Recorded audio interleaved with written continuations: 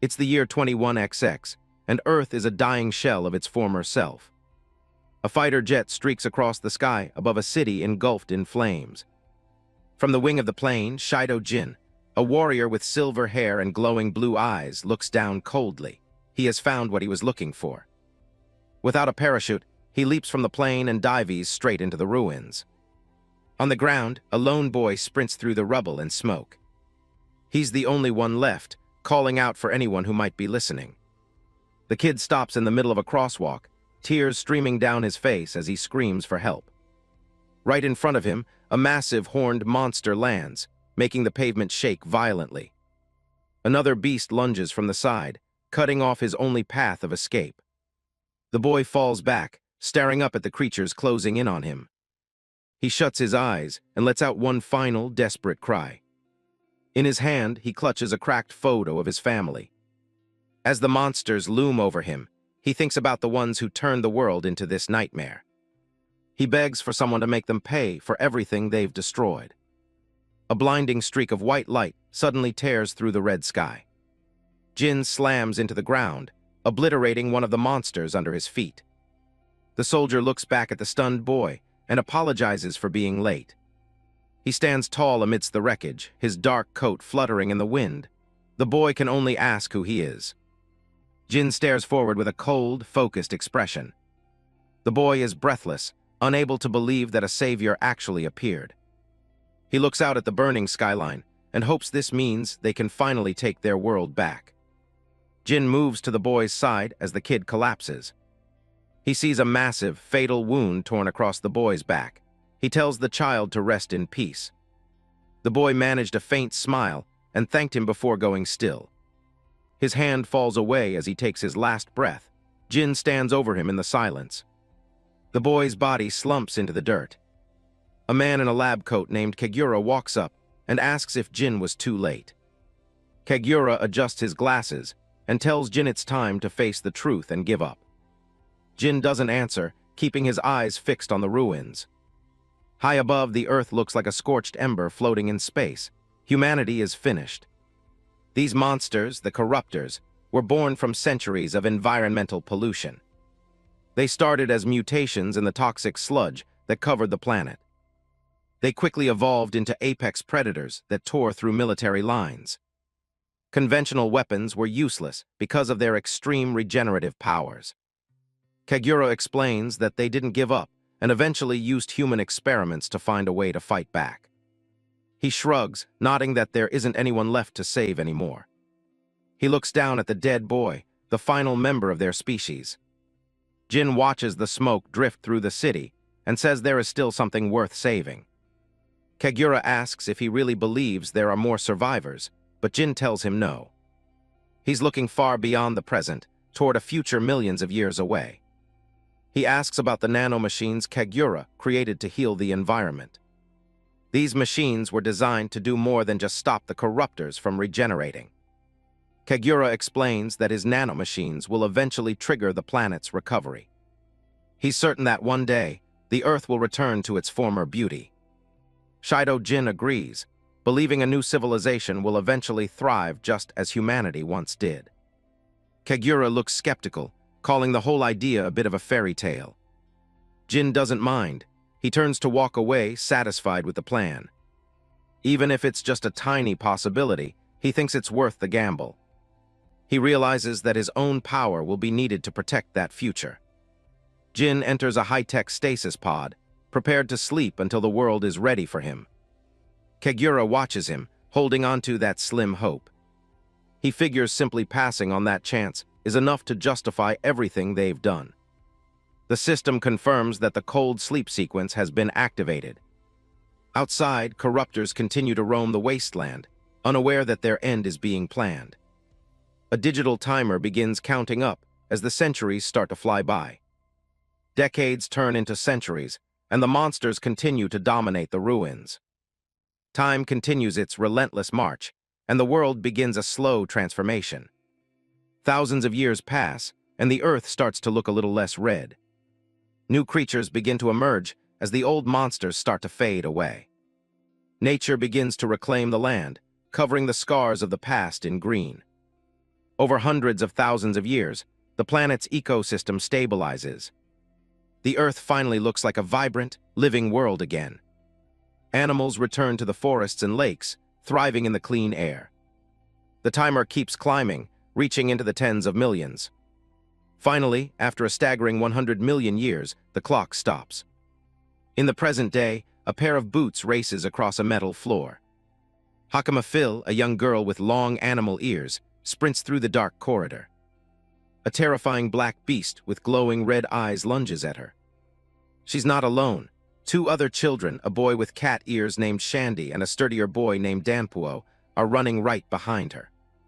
She tells the boys they're as good as dead if they don't reach the guardian god inside. She clutches a golden key necklace, her only hope for survival. She's certain that the legend of the guardian is real. They reach a heavy set of metal doors at the end of a long hallway. Hakama slams the key into the slot and forces the door open. They stumble into a massive, frost-covered chamber, but it looks like a dead end. Hakama stares into the mist, her heart sinking. The monster catches up, looming over them with its massive, clawed hands. Cornered against the back wall, the children beg for someone to save them. Hakama closes her eyes and screams for the guardian god to help. Suddenly, a massive crack spiders across the glass of a nearby stasis tube. A voice from inside the pod simply says, "Understood." A pillar of blinding white light erupts from the pod, illuminating the entire room and piercing straight through the monster's head. The light is so intense that the children have to shield their eyes. As the glass shatters, a pair of bare feet steps out onto the cold floor. Shido Jin stands tall, his body humming with a level of power that shouldn't be possible. With a confident smirk and glowing blue eyes, he looks ready to protect every possibility of the future he's just woken up to. Jin opens a storage box he found in the wreckage. Inside, his old clothes are perfectly preserved, right next to a glowing green syringe. He turns to a massive bank of monitors. It's almost impossible to process, but the system logs confirm it. He's been out for 100 million years. Shido Jin stares at the corrupted data on the screens. He's honestly impressed the bunker managed to stay intact for such a ridiculous amount of time. He looks down at a nanomachine injector. The only reason anything in this place still works is because of the microscopic machines Kagura dispersed into the atmosphere. There's also a message cube left behind by the scientist. Jin wants to know what happened to the world, but he needs to deal with his current situation first. He turns around to find the three kids who woke him up staring at him in total shock. One is covering their eyes while the others are just completely frozen. While he gets dressed, the kids stand there awkwardly, trying to process the fact that they just dug up a naked man from 100 million years ago. Jin pulls on his long coat and tightens his gloves. After an eternity of being in a tube, having his old gear back on finally feels right. With a deafening grind of gears, the massive bunker doors begin to slide open. It's time to see what 100 million years did to the neighborhood. He steps out into the blinding light, followed by his new audience. They're already whispering about him being some kind of guardian god. Jin takes a breath of fresh air, his eyes scanning the horizon. This isn't the dead rock he expected to wake up to. The world is lush and vibrant. A massive valley with a winding river stretches out below him, looking more like a paradise than a wasteland. Hakama Phil looks up at him, still clearly starstruck.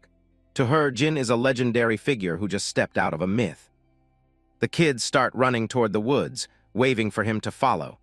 They seem way too energetic for people living in a world full of monsters. Jin watches them with a flat expression.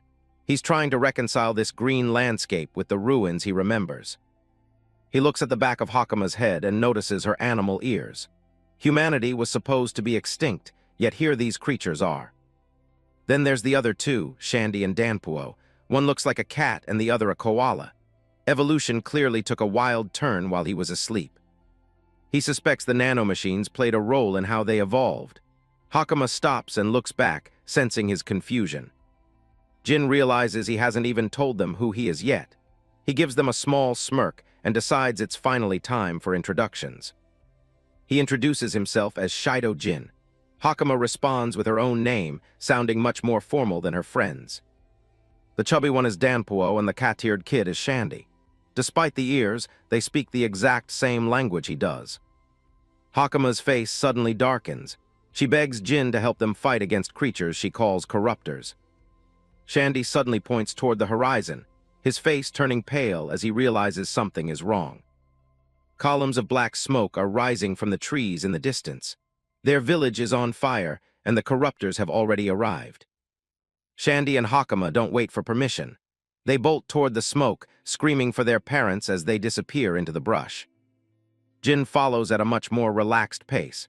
He's curious to see if these corruptors are the same monsters humanity failed to kill eons ago.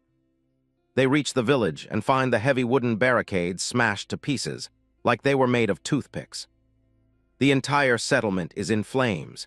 Simple wooden huts are burning to the ground as the kids rush into the center of the carnage. Jin strolls through the fire and debris. Looking at the primitive tech level, he realizes this new civilization isn't advanced at all. Hakuma stops dead in her tracks, her eyes wide with horror at the sight ahead of her. An old woman, the village grandma, is putting up a desperate fight against a massive, armored beast with only a wooden staff. The monster roars in her face, and the grandma screams at Hakuma to run away while she still can. Jin narrows his eyes as he gets a good look at the beast. It's a corruptor, all right. It looks exactly like the ones from his era. The creature is a nightmare of teeth and armor.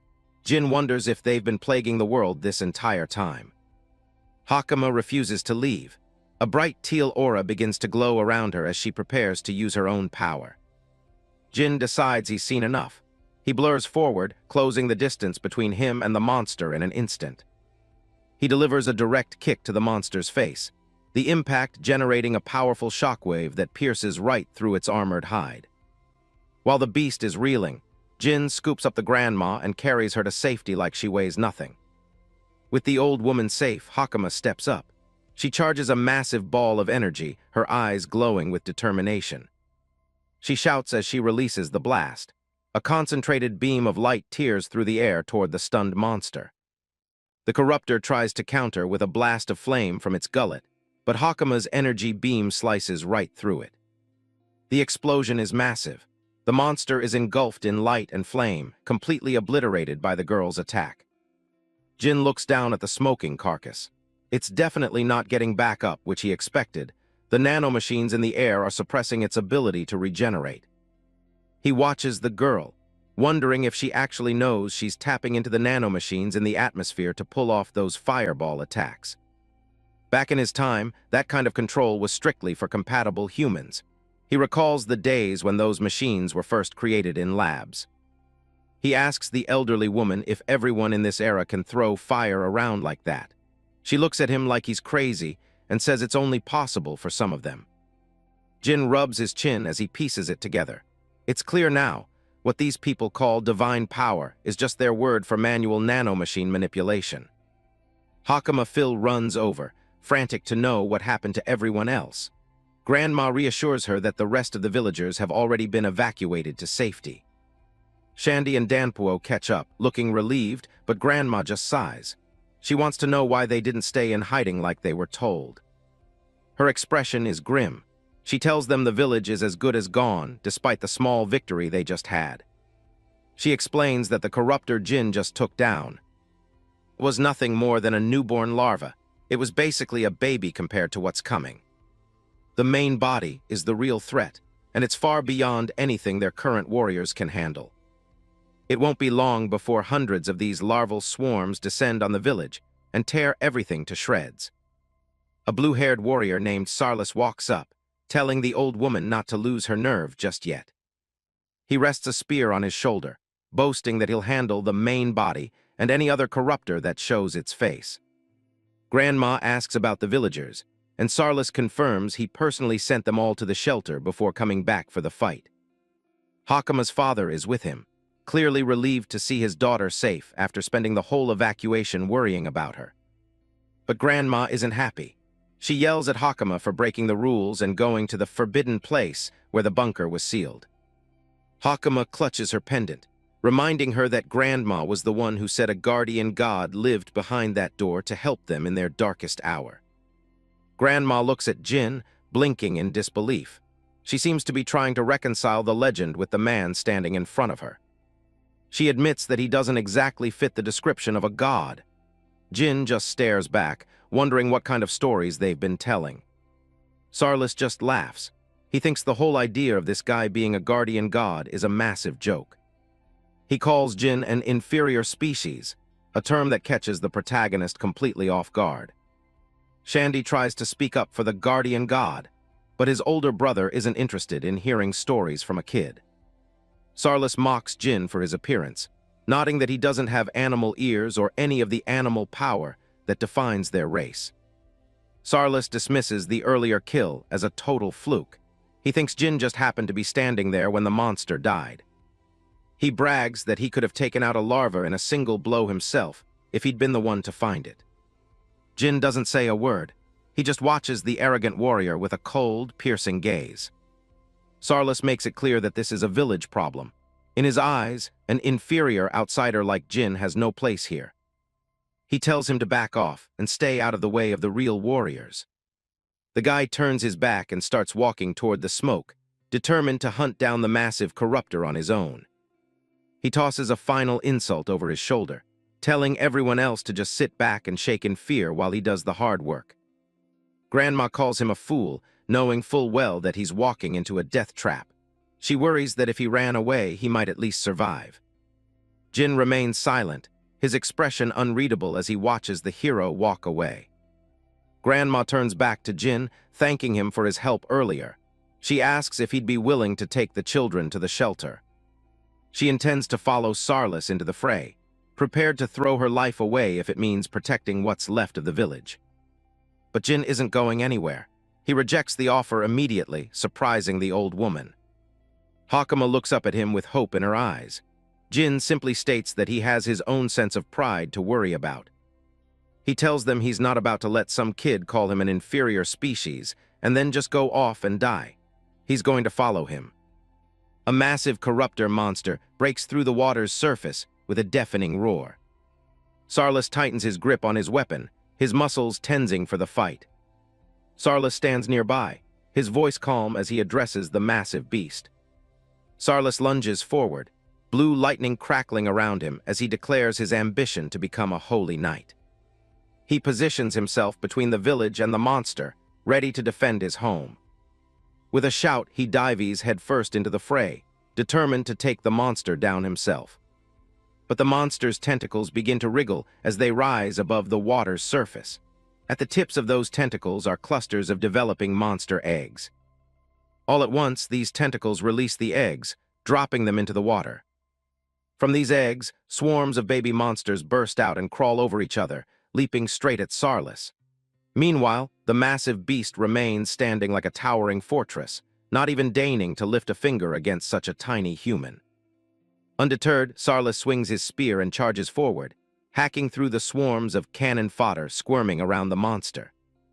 He focuses his energy, determined to finish the fight with one final, powerful blow. He launches himself high into the air, trailing a streak of energy behind him. He brings his spear down with a massive electrical discharge. Sarlis smirks, confident that his strike has hit its mark.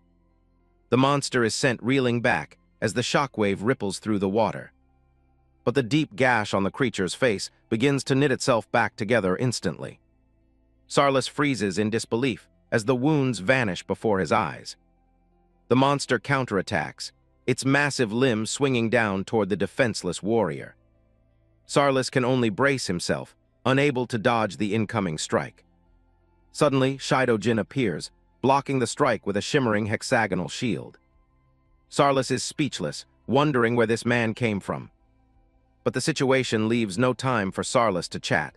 Immediately, one of the hatchlings lunges forward to snap at him. Jin stands there, his expression unfazed as his black coat flutters slightly in the wind, continuing to tank the boss.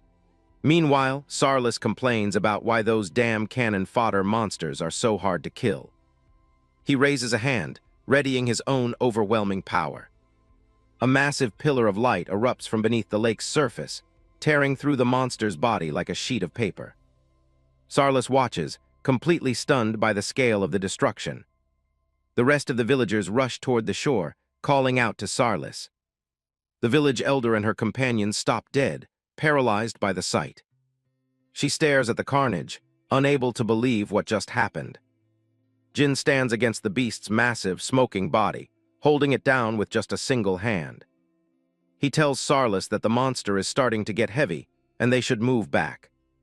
Jin grabs the dazed warrior and prepares to clear the area. With a powerful leap, they both soar away from the monster's carcass as it collapses into the lake. They touch down safely on solid ground, away from the surf. Sarlis looks up at Jin, asking who he really is.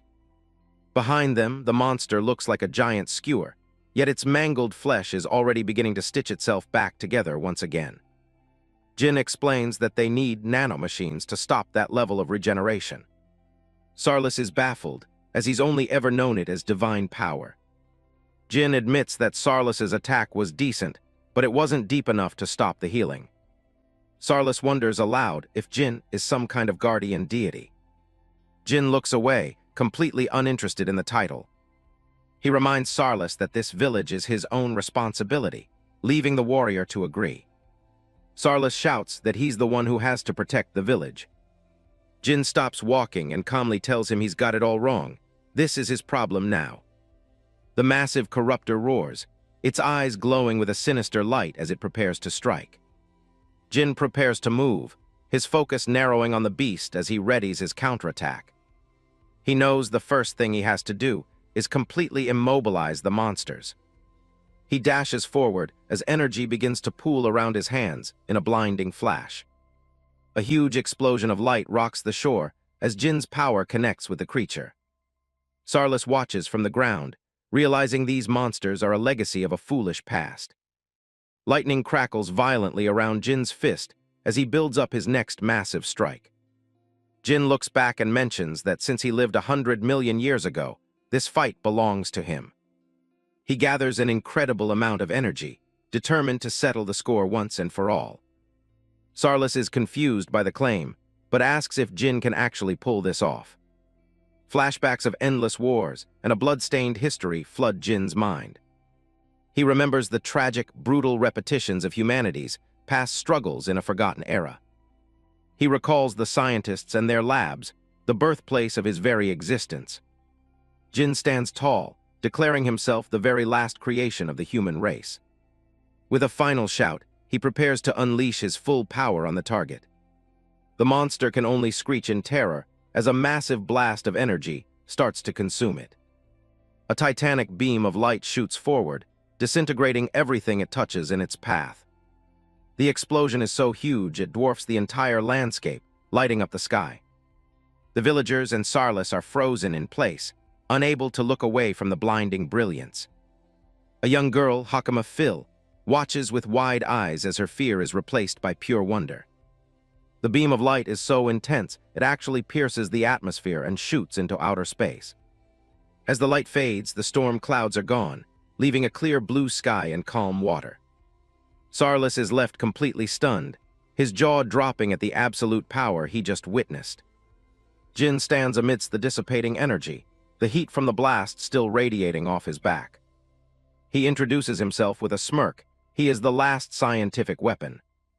Deep in the brush, someone has been watching the entire fight through a specialized lens. It's the unknown Night Observer, a ginger-haired investigator sent to look into the new invaders. She's shaking with fear, nodding that not even the strongest holy knights could match that display.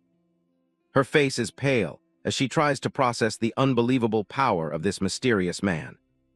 She knows she has to get back to the royal capital immediately to report what she found. Later that night, Jin sits in the forest and activates a hologram message from an old friend. A scientist named Kagura appears, greeting him with a tired smile from across the eons. Kagura looks out at the stars, wondering how the future is treating his old friend. He admits that while the environment has improved, there's still a major problem to solve. Kagura explains that the corruptors were far more resilient than they ever imagined.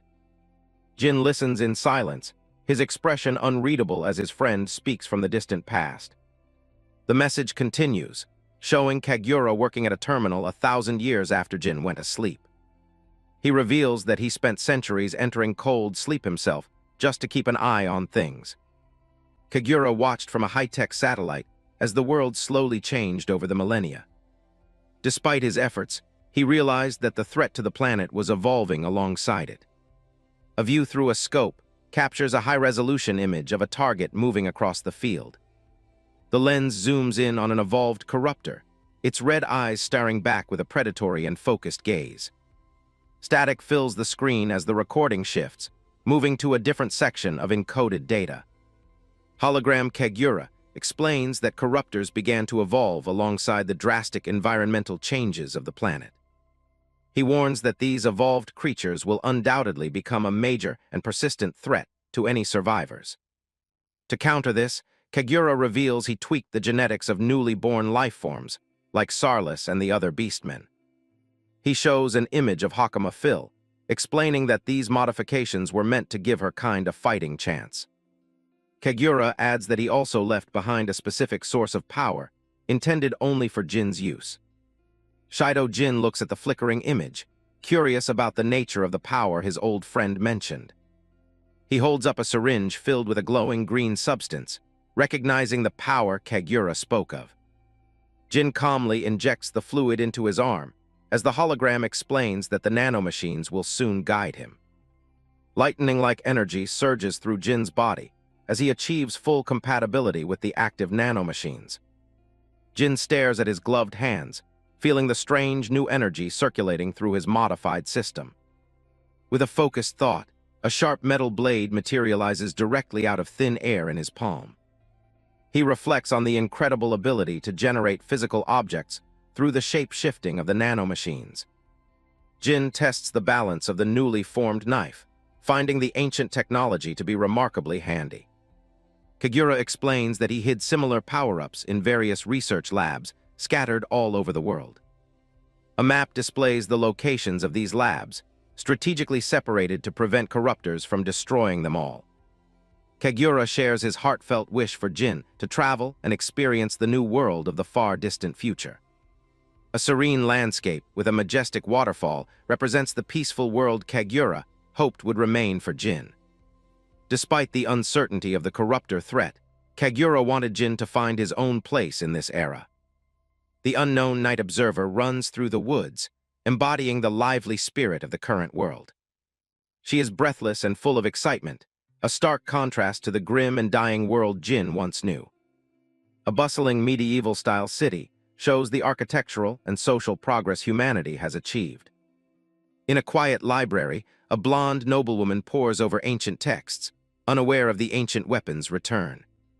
Kagura encourages Jin to take the time to simply enjoy this new world before anything else. The holographic image begins to distort and flicker as the old recording finally reaches its end. An older, wizened version of Kagura appears one last time, asking Jin to protect this world until the end. Jin remains stoic and silent, watching the last remnants of his old friend's presence fade away into the night. The message concludes with Kagura leaving the fate of the entire world in Jin's capable hands. Jin quietly acknowledges the request, just as Hakama Phil and Danpuo come running toward him. Phil is relieved to have finally found him, mentioning that everyone in the village has been searching. She grabs his arm and insists they head back quickly, as the celebration can't start without its star. As they walk, Shido Jin's attention is suddenly drawn to the pendant hanging around Phil's neck. He realizes with a shock that the simple charm is actually a high-level lab access key. He stops her and asks where she managed to get such a specialized and ancient pendant. Phil explains that the charm has been a treasured heirloom of her clan for many generations. She says the key was meant to protect them, ensuring the guardian deity would aid them in times of peril. Jin looks up at the stars, realizing he owes Phil's ancestors for preserving the means of his return. They arrive at the village center, where a massive bonfire has been lit for the night's festivities. The villagers are in high spirits, calling out to one another to join the feast and celebration. A hush falls over the villagers as they spot Jin, whispering in awe at the return of their guardian deity. Shido Jin stands calmly among the gathered villagers, his presence commanding respect despite his unassuming frame. A few men sitting by the fire voice their lingering disbelief, questioning if someone as scrawny as Jin could really have defeated the monster. Over here, our young man, Jin, watches everything with a brooding look. He notes how Sarlis is making a scene, brawling loudly with a bunch of local youths. The atmosphere shifts as one of the warriors shouts at the others, reminding them that they only ran away while Jin fought. Danpuo and Hakama Phil stand proudly beside Jin, enthusiastically declaring to everyone how amazing their guardian deity truly is. Jin notices the dramatic shift in the people's behavior, realizing they are acting like completely different people compared to earlier this afternoon. Grandma and a senior village member approach Jin, bowing slightly as they prepare to offer their official thanks. The village elder expresses his deep gratitude, stating that the entire village would have perished if Jin had not been there to protect them. Jin offers a small, humble smile and tells them there is no need for them to worry about repaying him for his help. He clarifies that if they truly insist on giving him something, he would prefer information instead of physical rewards. The villagers are caught off guard when Jin explains that he wants to learn the detailed current state of the world they live in. After a moment of thought, Grandma suggests that the best place for him to find such information would be the royal capital. A panoramic view shows the grand city of Kermosia, a hub where people from all over the country gather under the king's rule.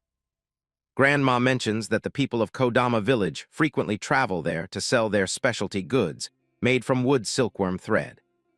She admits that while the journey is long and dangerous, she has no doubt that the guardian deity will be perfectly fine. Grandma suggests that Hakama Phil should accompany him as his guide, as the girl already has her own reasons to visit the capital.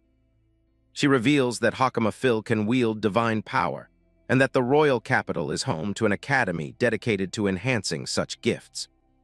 Morning breaks over Kodama village, casting a warm glow over the peaceful valley and its winding river. Shido Jin steps out into the early light, breathing in the fresh air of a world he's finally returned to. He finds it hard to believe he's witnessing such a beautiful sight again after 100 million years. His thoughts wander to his old comrade Kagura, wishing he could share this breathtaking view with him. Sals, a young girl from the village, arrives with a fresh set of clothes for his journey. She tells him to put them on, offering him a specialized Kodama cloth as he prepares to depart. The village comes together under the bright sky to see their guardian deity off. Hakama Phil, the village leader, reminds Sals to fulfill her role as a guide properly. Nearby, the blue-haired Sarlis grumbles about having to stay behind and study, while others get to go on an adventure. Jin takes a moment to recognize Sals and gives Sarlis a bit of praise for his movements the previous day. Sarlis is absolutely thrilled, his face lighting up with excitement at the compliment. He pumps his fist, swearing to work hard at his studies while Jin shakes hands with the village men. The girl's father tells Hakama to take care of her health and stay safe while staying in the village. Jin gives a final wave to the cheering villagers as he prepares to hit the road. With Sals leading the way, the two set off on their long trek toward the royal capital. They travel through lush forests and follow the sparkling river as it winds through the mountains.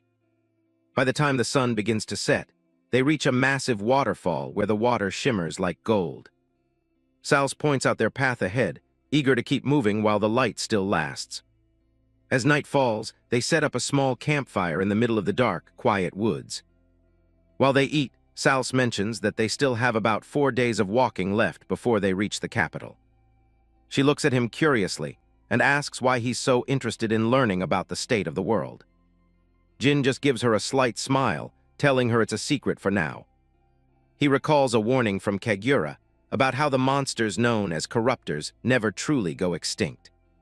In his time, these beasts were a constant threat, thriving in the most polluted and toxic regions. But looking at the clean, vibrant environment around them, he realizes something about the world has changed. A grim expression crosses his face as he stares into the fire, sensing a new kind of danger. Sals notices his intense look and asks if everything is okay, remarking on how scary he looks. He apologizes, realizing he needs to investigate the people of this era before taking on the corruptors. Sals is left a bit confused by his sudden shift in tone and his talk of investigation. Jin then asks her to stop with the formal titles and just call him by his name. Their peaceful night is suddenly interrupted by the sound of galloping horses echoing through the trees. A group of mounted soldiers pulls up to their campsite, their horses kicking up dust in the moonlight. One of the knights speaks up, offering a polite apology for disturbing their rest. A small unit of armored warriors surrounds the camp, keeping a close eye on the pair. Their leader, a stern man with pointy ears, watches Jin with a sharp, calculating gaze. Jin remains perfectly calm as he sits by the fire, simply asking who they are. The man introduces himself as Argus Walton, a captain in the 7th Division of the Holy Knights. Jin recognizes the name, knowing these are the elite defenders of the royal capital. Karina, a hot-headed knight with dog ears, glares at him with clear annoyance. She yells at him for his lack of respect, demanding that he stand up when speaking to their captain. Argus quickly steps in to quiet her down, jumping off his horse to handle things personally. He offers another apology for the rudeness and asks Jin if he would be willing to have a talk. Argus Walton stands firm, demanding that the two strangers answer his questions. He leans down from his horse, his eyes sharp as he asks for their origin and destination. Sals, trembling as she clutches her snack, quickly explains that they are from Kodama village on their way to the capital. Karina, the aggressive knight with dog ears, lets out a mocking smirk at the girl's answer. She jumps off her horse, her armor clanking as she prepares to interrogate them herself. She points her blade at Shido Jin, yelling that there's no record of a human being born in Kodama village. Jin is impressed by the country's organization, surprised to hear that they even maintain birth records for the villages. As Karina continues to berate them, Argus suddenly cuts her off with a sharp no. He turns his focus to Salsa's tunic, identifying the high-quality Kodama cloth she's wearing. He explains that since such fine cloth for children is so rare, her story about her village is likely true. Despite his reasoning, he still feels uneasy and draws his ornate longsword. He levels the blade at Shido Jin, sensing a presence that feels far from an ordinary human. He examines Jin's modern gray shirt and coat, questioning where in the world such unfamiliar clothes came from. Shido Jin remains perfectly composed, his gaze unwavering even as the sword draws close. Argus warns them that many bandit groups use innocent-looking children as a cover to steal cargo. Sals desperately shouts that they aren't bandits, but Argus insists on judging that for himself. The young girl grits her teeth, her fear starting to turn into a flicker of defiance. Argus thinks about how some bandits use powerful spirit magic to overwhelm unsuspecting merchants. He watches Sals closely, his eyes narrowed as he evaluates her every move. He warns the girl not to try anything foolish as the tension at the campsite peaks. He is surprised by her latent power, thinking that she actually has a promising future ahead of her. Shido Jin watches the exchange in silence, nodding that these holy knights are more perceptive than he expected. Argus turns his full attention back to the silver-haired man, acknowledging that he is truly strong. He points his sword directly at Jin's chest, demanding to know his true identity once and for all. He threatens to cut Jin down on the spot if his next answer doesn't satisfy him. Jin stares back with ice-cold blue eyes, his silence only making the knight captain more tense. The two lock eyes in a silent standoff, with the crackling fire the only sound in the night. Argus shouts his threat again, his sword glowing as he prepares to strike with his divine power. Shido Jin doesn't even flinch, his gaze remaining steady and unwavering as death looms. Argus Walton's eyes widen as they lock onto Jin, but he's already starting to waver under our protagonist's overwhelming aura. Letting out a calm sigh, Jin reaffirms that he indeed hails from Kodama village. Karina and the other knights are completely bewildered to see their leader suddenly hesitate. She jumps in, insisting that Jin is far too suspicious. Argus sheathes his blade with a trembling hand, his previous hostility completely gone. He turns back to Sals, asking her one last time if she is really telling the truth about her guide duties. Sals is still in shock. She looks at Jin and reaffirms to herself that he truly is the legendary guardian deity of her village. Argus ponders the title for a moment before letting out a soft, "I see," his suspicion finally lifted.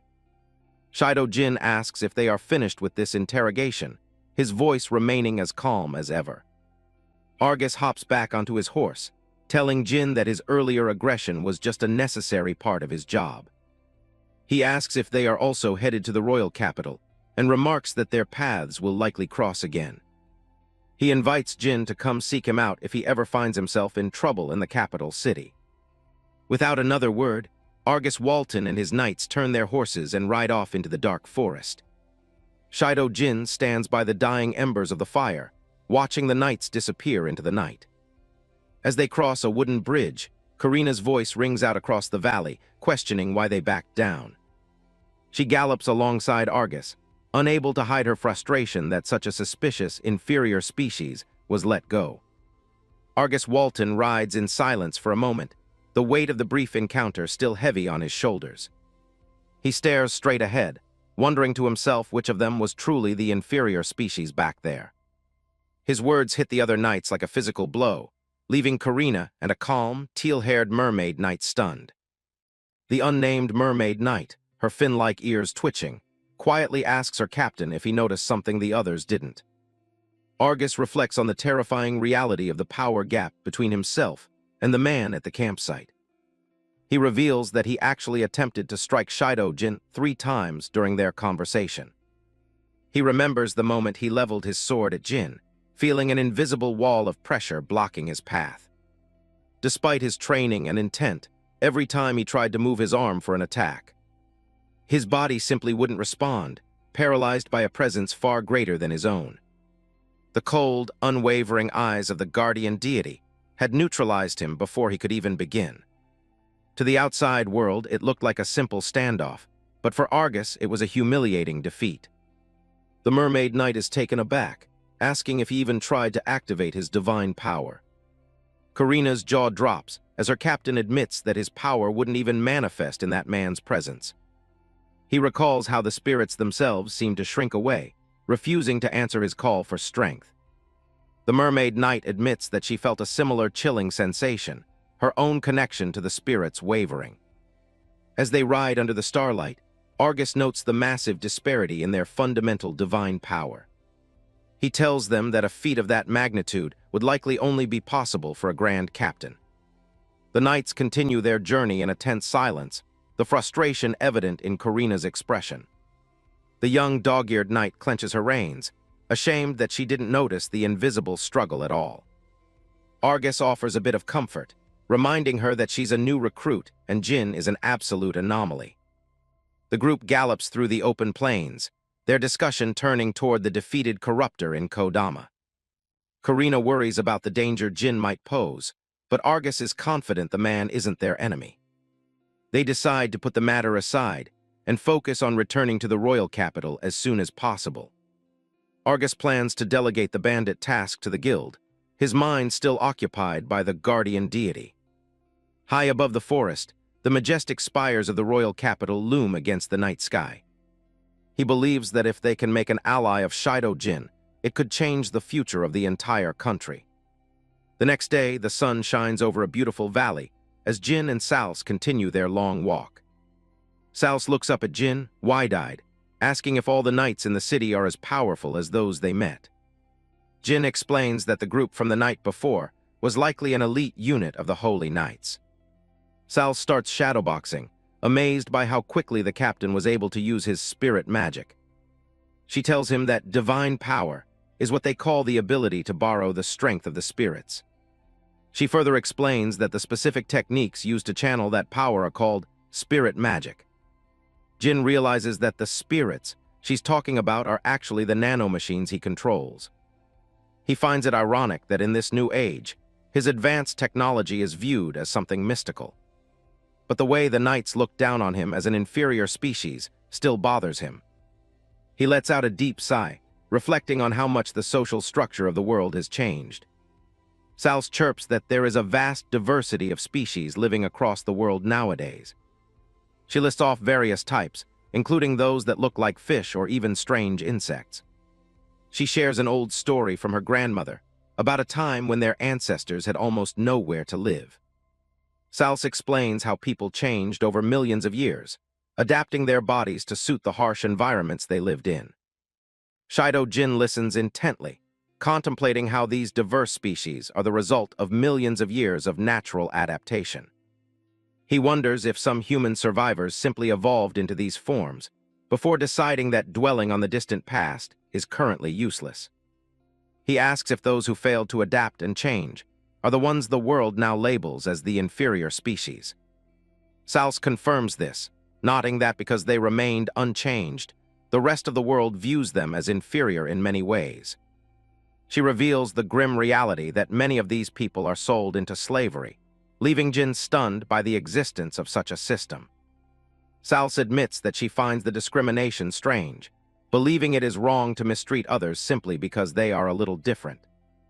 Jin looks at the young girl, reflecting on how the rest of the world seems to have gone mad with its twisted hierarchies. A faint, genuine smile appears on Jin's face as he tells Sals that she is a truly good person. Sals looks up at him with a puzzled expression, clearly surprised by the sudden and heartfelt compliment. Their conversation is interrupted by the sound of a wooden staff dragging across the dirt path further ahead of them. A faint and desperate plea for help reaches their ears, causing Jin and Sals to look toward the source of the voice. A young girl with light blue hair and animal ears suddenly stumbles into the middle of the road, her legs giving out. She falls face first onto the dusty path, prompting Sals to cry out in alarm and rush over to check on her. Jin watches with a serious expression, his attention drawn to the girl's unusual appearance as she lies motionless. The girl, Poful, lies exhausted on the ground, her body showing clear signs of struggle and injury. Jin focuses on the side of her head, noticing a human ear, a clear indication that she is a member of the inferior species. Poful is collapsed on the dirt, breathing hard. Jin stands over her, noticing the bruises all over her body. Hakama rushes to Poful's side, asking if she's all right. Jin starts gathering energy in his hand, telling Poful to stay still so he can treat her. Poful looks up with a nervous, conflicted expression. Jin's instincts kick in, and he tells them not to move. Poful suddenly pulls a knife and holds it to Hakama's throat. The girl is using her friend as a shield, keeping Jin at a distance. Jin just stares back with a cold, blank look. Poful is trembling, but she tells him it's a perfect trap. Jin's eyes narrow as he senses several others hiding nearby. A shimmering figure starts to materialize out of thin air. The slave leader appears, congratulating Poful on a job well done. He steps forward with two of his men, confident he's won. Jin recognizes the trick immediately as stealth camouflage powered by nanomachines. The bandits surround him, and the leader asks which country an inferior species like him is from. He presses his sword right against Jin's neck. Hakama screams out for Jin, but the leader warns him that he knows what happens if he moves. Poful keeps the knife steady while the air begins to crackle. Jin calls out Hakama's name as things start to get violent. A sudden burst of electricity shocks Hakama. Jin tells them that power isn't meant to be used on people. Hakama is paralyzed by the electrical current.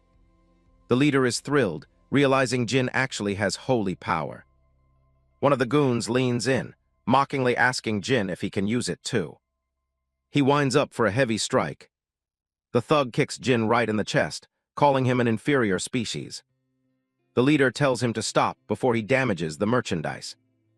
They laugh at the idea of an inferior species having any real power.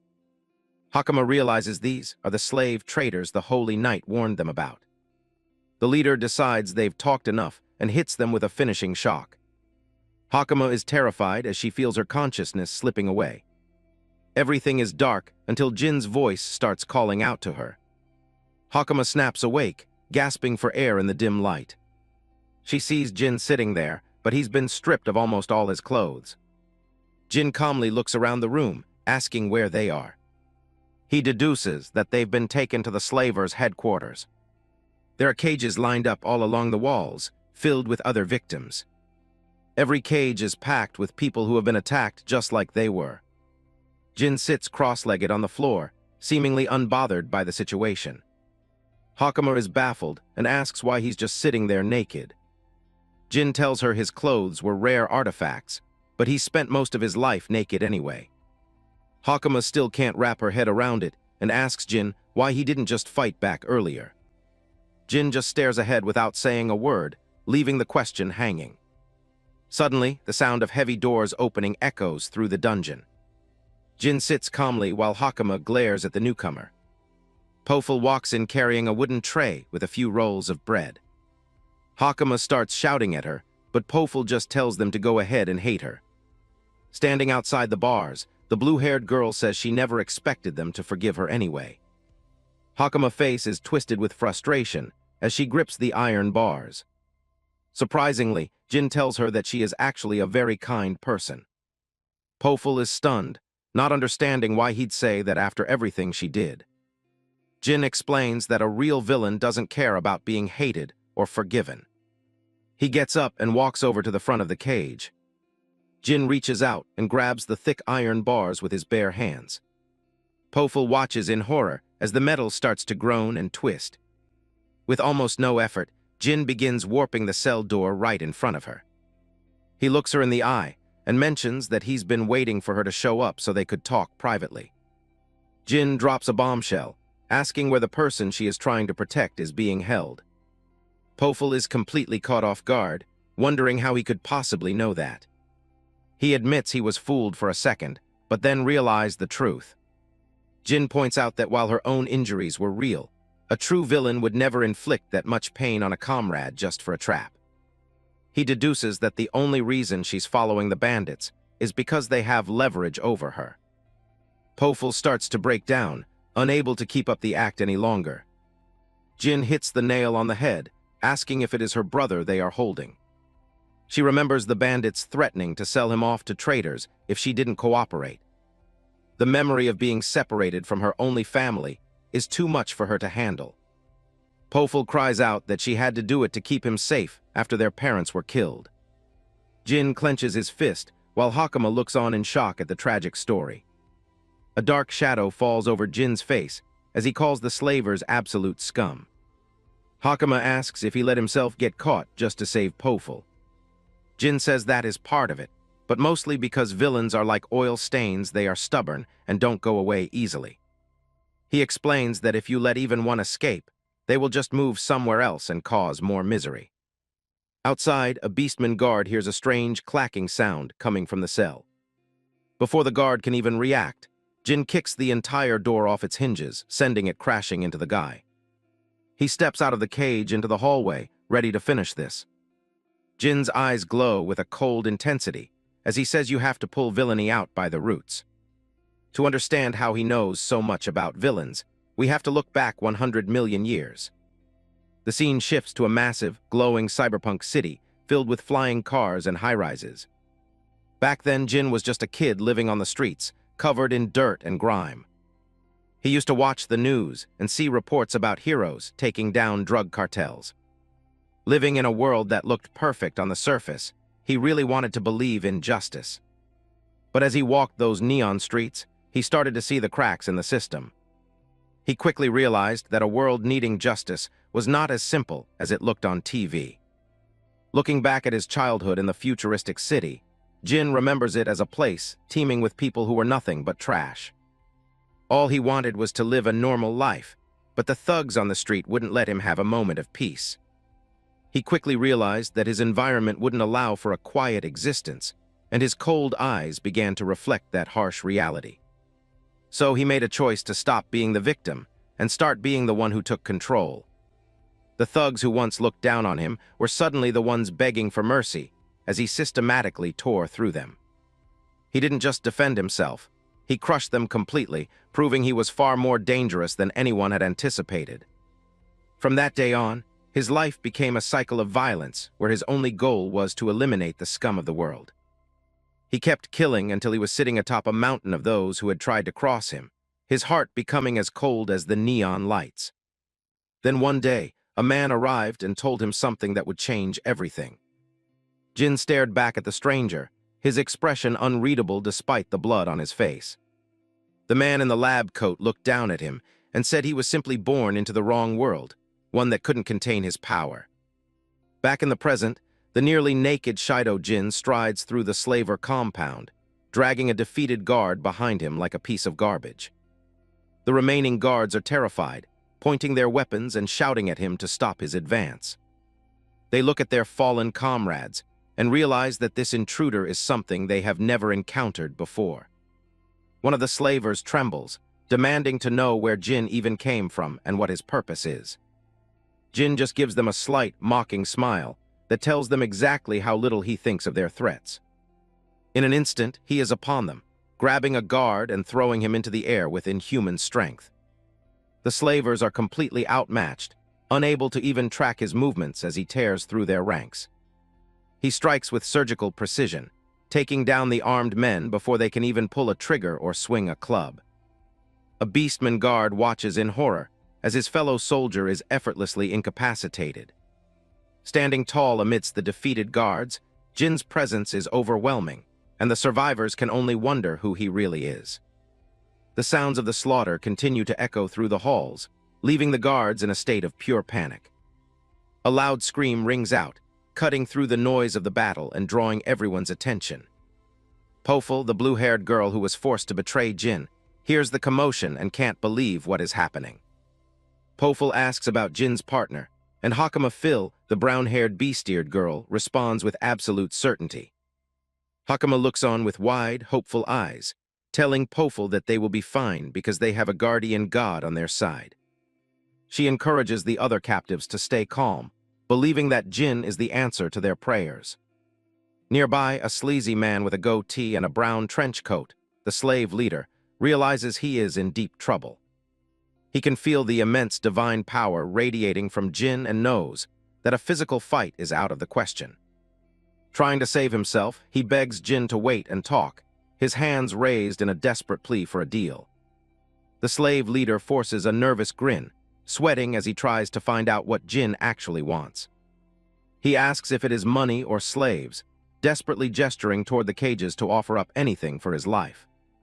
He points to a young, terrified blue-haired boy in a cage, Poful's brother, offering him to Jin as if he were just a commodity. Jin looks at the leader with a gaze so cold it could freeze the air, his disgust for the man growing with every word. He steps over the bloodied body of a fallen guard, asking the leader if he is finally done talking. The slave leader is paralyzed by fear, unable to understand how someone could be so unmoved by his offers. He wonders why his spirit magic isn't working on this intruder, his panic reaching a boiling point. Looking up at Jin's imposing figure, the leader begins to realize that he has made a fatal mistake. Jin tells him that it actually helps that he is just a half-baked villain, making him much easier to deal with. He explains that real villains are smart enough to run the second they see they are outmatched. Jin mocks the leader for his arrogance, pointing out how he only started acting submissive once he realized he was going to lose. The slave leader can only grit his teeth in a mix of fury and terror, realizing his time is running out. Realizing that he has no other choice, the slave leader decides to play his final, most dangerous card. He lunges for a lever on the wall, screaming that the fight is far from over. With a desperate pull, he activates the mechanism, his face twisted in a mixture of terror and hope. A massive steel gate slides open, revealing a monstrous creature hidden in the darkness of the stronghold. Shido Jin watches as the beast emerges, recognizing the creature as an invader, a being from another world. The slave leader laughs maniacally, boasting that this beast was specially procured at the request of a mysterious, powerful individual. The massive, purple-skinned invader roars, its presence filling the room with a sense of impending doom. It raises a colossal fist, ready to crush the intruder who has dared to dismantle their operation. Despite the monster's size, Jin remains completely unfazed, his eyes locked onto his new opponent. The invader strikes with enough force to shatter stone, but Jin meets the attack head-on, bracing himself for the impact. The slave leader's jaw drops in disbelief as he watches a mere human withstand the full power of his trump card. Jin calmly explains that his body is far from ordinary, having been born with a constitution that defies common logic. He flexes his muscles, nodding that his density of muscle fibers is many times greater than that of a normal human. The invader struggles against Jin's iron grip, unable to move the smaller man an inch. Declaring that he won't hold back against an enemy of this caliber, Jin begins to channel a surge of crackling blue energy. He unleashes his true divine power, a blinding beam of light that tears through the invader with absolute authority. The slave leader is thrown back by the shockwave, his eyes wide with horror as his ultimate weapon is vaporized before him. Standing amidst the dust and light, Jin looks down at the pathetic man, questioning why he can't even tap into such power. He looms over the fallen antagonist, his cold gaze demanding an answer for what comes next. All the leader can do is stutter and beg for mercy, his previous arrogance completely extinguished. He realizes with a sinking heart that he has encountered a being far beyond his understanding, and that escape is impossible. With a single final punch, Jin shuts down the leader's pleas, delivering justice with a cold and simple refusal. Shido Jin finally gets his hands back on his black coat. He puts it on, feeling more like himself now that he's back in his own clothes. He looks over at the kids still trapped in the cage and tells them to sit tight for just a bit longer.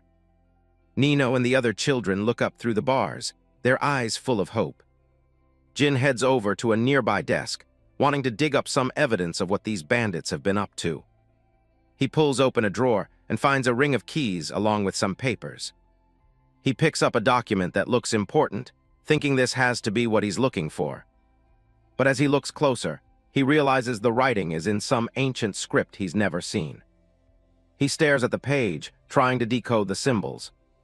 Turns out he has absolutely no clue how to read this stuff. He decides he'll have to get Hakama to give him some reading lessons later on. He turns his attention to the remains of the corruptors on the floor, wondering why the bandits wanted them so badly. Jin decides to let his tech do the heavy lifting and activates his nanomachines. He uses them to hack into the local area and access any stored camera footage. He figures there's bound to be some visual records from the last week. A series of holographic screens pop up in the air around him. One of the feeds shows the bandit leader meeting with a well-dressed beastman inside the hideout. The noble-looking guy has a sinister grin as he keeps his plans secret. The man, Lord Chapian, laughs about something interesting that's about to happen in the country. Jin watches the recording intently, his expression darkening as he listens to the Lord. The scene shifts to the bright, open streets of the town. A crowd has gathered in the square to watch the aftermath of the raid. Poful and Power are standing in the middle of the street, looking around anxiously. Suddenly, Poful's eyes widen as she spots a familiar face in the crowd. Nino comes running toward her, shouting for his big sister. Poful doesn't waste a second and sprints right for him. She pulls him into a tight embrace, whispering her thanks that he's finally safe. She turns to thank Jin with tears in her eyes, but he just tells her not to worry about it. Jin looks over at the guards and asks if they're working for the local lord.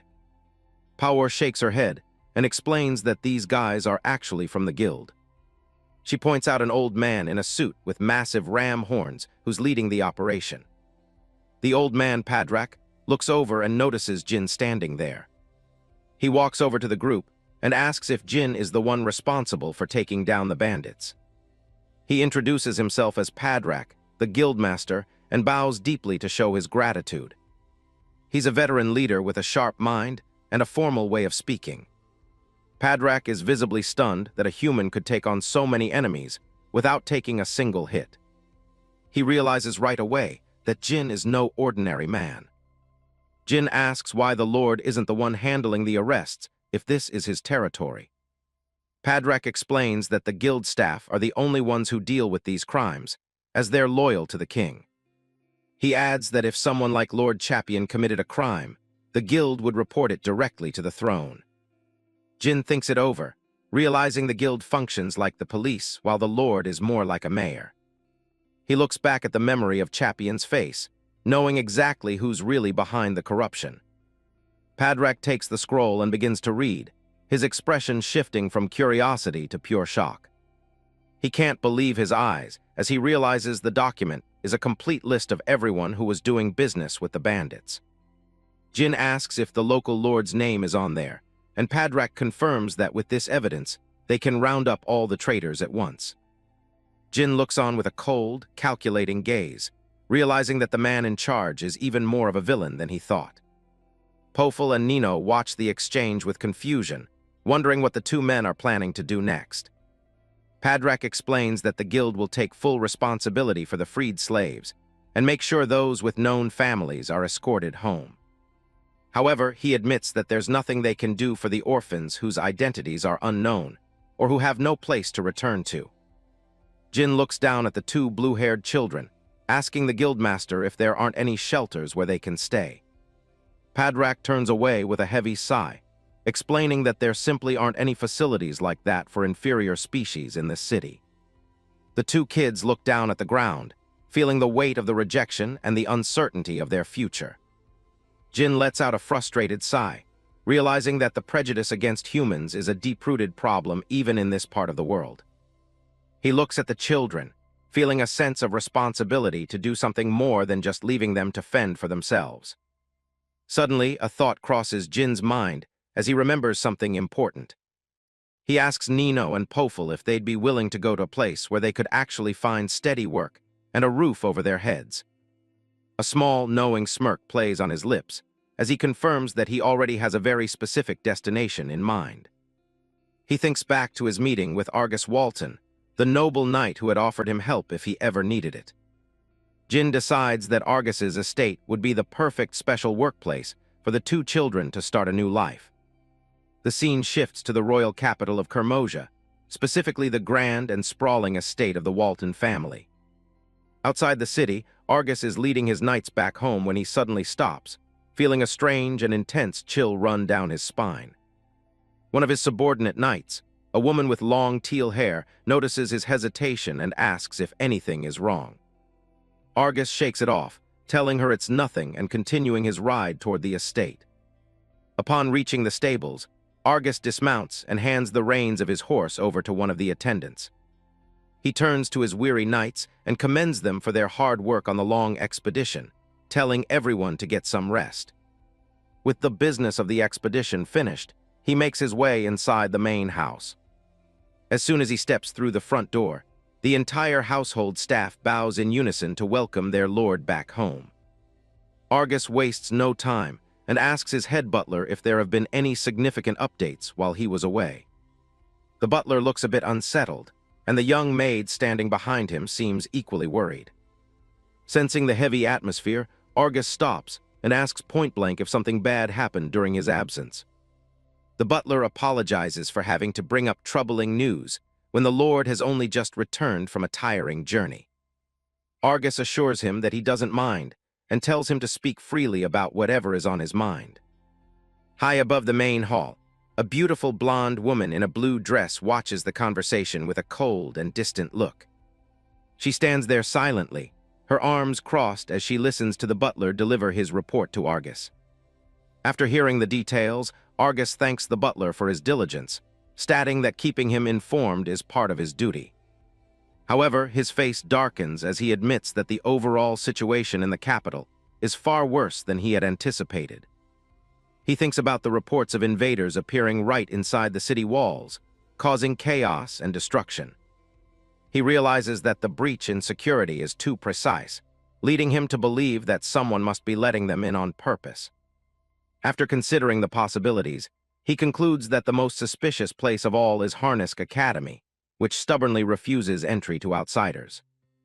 Back at the hideout, Jin and his group say their goodbyes to Padrak, with Jin knowing he needs to find a powerful ally in the capital immediately.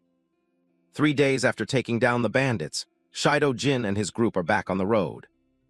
Sals looks up with a bit of worry, asking if there's actually a place for someone like her in the capital. Shido Jin stays calm, assuring Power that since she can read and handle math, she won't have any trouble finding work. Hearing that, Sals beams, all her anxiety disappearing in an instant. Power points toward the horizon as the massive capital finally comes into view. Even the stoic Shido Jin takes a moment to stop and take in the sight. This is Kermosia, the heart of the capital and the center of power in this new era. The scale of the city is incredible, filled with unique buildings and winding streets. As they enter, the kids are wide-eyed, watching the bustling crowds that fill the city with life. Power explains that the capital runs on imports, so everything under the sun ends up here. She mentions that even folks from their little village come here to hawk their specialties. Shido Jin is genuinely fascinated by the variety of hybrid races passing them on the street. He realizes that this city has evolved into a real melting pot of different cultures. The streets are spotless, filled with shops selling exotic goods from all over the world. Law and order seem tight enough too, with kids running around safely through the markets. But looking closer, Shido Jin sees that even this gleaming city has its shadows. He spots the harsh reality of the class system, wealthy hybrids looking down on those in the alleys. He muses that every era carries its own heavy baggage, no matter how much time passes. Shifting his focus, he asks when the entrance exam for the academy is held. Power tells him it's next week, but getting into Harness Academy is no easy task. Nearby, a blonde noble named Milia Ultons watches them with disgust, calling them runts and half-breeds. As the sun sets, the group finally makes it to an inn to rest their weary feet. Nino and Sals are beyond excited, jumping headfirst onto the soft beds. It's been a long time since they've had a real bed to sleep in, and they're loving every second of it. Shido Jin takes a quiet moment to himself, thinking about his next move now that they've arrived. He looks at the coins he has left, knowing that living in the capital won't be cheap. The payout from the bandits was a good start, but it's not going to keep them afloat forever. He knows he also needs to get the kids settled into some work so they can support themselves. His main goal is tracking down the man behind the recent chaos like Lord Argus Walton, but he needs an inn first. He ponders his next move, knowing he won't get past the front doors without a solid plan. He wonders if he should start by digging into the corruptors of this era first. He knows there are already people like Lord Jita trying to weaponize these creatures for their own schemes. These corruptors are a massive menace, and he can't just turn a blind eye to the threat. He stares out at the city, his expression hardening with cold resolve. He's seen what happens when these things go unchecked, and he's not about to let history repeat itself. Turning to Sals, he asks how people in the city usually go about searching for information. She explains that back in their village, they all had to chip in for books because they were so expensive. But she tells him the capital has a library where he can do all the research he needs. A library? That might be exactly what Shido Jin needs to find his next lead. He thinks he might even find a lead on the research facility that Kagura left behind. But when he arrives, he's greeted by a librarian who quickly shuts him down. She explains that those books are national treasures, and entry is definitely not a free-for-all. The librarian explains that the archives are strictly off-limits to everyone, except faculty, nobility, and students who have been properly vetted by the academy. Shido Jin isn't too bothered by the rejection, admitting to Power that he wouldn't even be able to read the local script if he got inside. Later, back at their camp, Jin practices the alphabet by scratching it into the dirt, knowing it'll take some time before he can actually make sense of a book. While walking through the capital's busy streets, Shido Jin finds himself at a loss for his next move. He doesn't realize it yet, but a couple of hooded contract killers have been tailing him and the kids ever since they arrived. As one of them steps into the open, Shido Jin's instincts immediately flare up at the incoming threat. Without a word of warning, the wolf hybrid lunges forward and throws a heavy punch. Jin reacts without a second thought, raising his arm to intercept the blow with ease. He blocks the follow-up strike just as smoothly, completely unimpressed by the violent welcome. The assassin thinks he's got the upper hand, but he has no idea who he's actually messing with. Shido Jin's eyes sharpen as he continues to parry every desperate strike the hybrid throws his way. With a single, powerful kick, he sends the wolf hybrid stumbling back across the pavement. Suddenly, a massive explosion of fire erupts in the street, sending civilians running for their lives. The assassin isn't just a physical brawler, he's smugly throwing around divine power in broad daylight. Sals pulls Nino close to protect him, shocked that anyone would be reckless enough to use magic in the middle of a crowd. Shido Jin stands his ground, calmly asking what they want. The hybrid tells him that someone powerful finds his presence to be an eyesore. It doesn't take long for Jin to realize he's been targeted by a professional contract hit. Surprisingly, a smirk plays on his lips as he realizes this ambush is the perfect opportunity. The hybrid continues to boast, claiming that things will be much easier for everyone if Jin just vanishes from the capital. He lunges forward again, determined to finish the job as quickly as possible. But Jin moves like a shadow, his hand snapping out to catch the hybrid's wrist in a crushing grip. With a cold laugh, he slams the assassin into the dirt, completely ending any hope the guy had of winning. The second killer, a fox hybrid with red hair, joins the fray and charges up a massive ball of flames. Shido Jin doesn't even flinch as the fire erupts around him, his composure remaining entirely unshaken. A massive explosion rocks the entire street, kicking up a thick cloud of dust and debris. Through the smoke, the red-haired killer looks on in pure disbelief as he sees Shido Jin standing there unharmed. Jin reaches through the haze, his hand closing in on the second assassin's throat. He grabs him by the neck and lifts him off the ground, telling him to come back only when he's actually a threat. He tosses the man aside like garbage, daring him to try again if he's truly got the guts for it. The assassin is absolutely terrified, finally realizing that Shido Jin is definitely no inferior species. Just as the fight ends, a loud voice commands everyone to stop and stay exactly where they are. The city guard has arrived, and it's led by the same female knight Jin ran into before. She looks incredibly annoyed that her day off is being ruined by someone making a scene in the middle of the road. She points her weapon at Shido Jin, announcing that she's hauling the whole lot of them off to a cell. Shido Jin just smiles to himself, knowing his plan to be as loud and flashy as possible has paid off. The female knight's jaw drops as she finally recognizes Shido Jin as the inferior human from their previous encounter. Shido Jin stands over the defeated students as the dog-eared female knight approaches, recognizing him as that inferior species from before. She smirks, seemingly impressed or amused by the chaos he has caused. The female knight points her spear at him and says he has some nerve causing a ruckus as soon as he arrives in the royal capital. She laughs, remarking that once an inferior species, always an inferior species, and that they don't know right from wrong. A rabbit-eared girl nearby nervously interjects, explaining she just happened to be passing by and saw that those people were the ones who suddenly attacked first. The female knight looks blankly at her and concludes that she thinks it was self-defense. She looks at the defeated wolf student on the ground, nodding that they look familiar. Crouching down, she asks them if they are students from Harnisk Academy. She sighs, thinking that she just hopes the young lady isn't involved in this. Jin asks about this young lady, but the knight tells her subordinates to take the students away while dismissing his question as her just talking to herself. Jin notes that holy knights do patrols too, admitting he thought that was the guild's job. The knight explains the royal capital is huge, so they help maintain public order, then mentions she just happened to pass by while eating her way through town.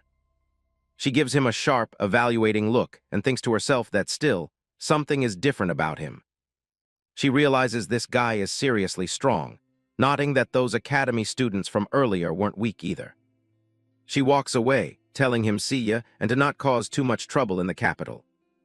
Shido Jin calls out for her to wait, saying there is somewhere he would like her to show him.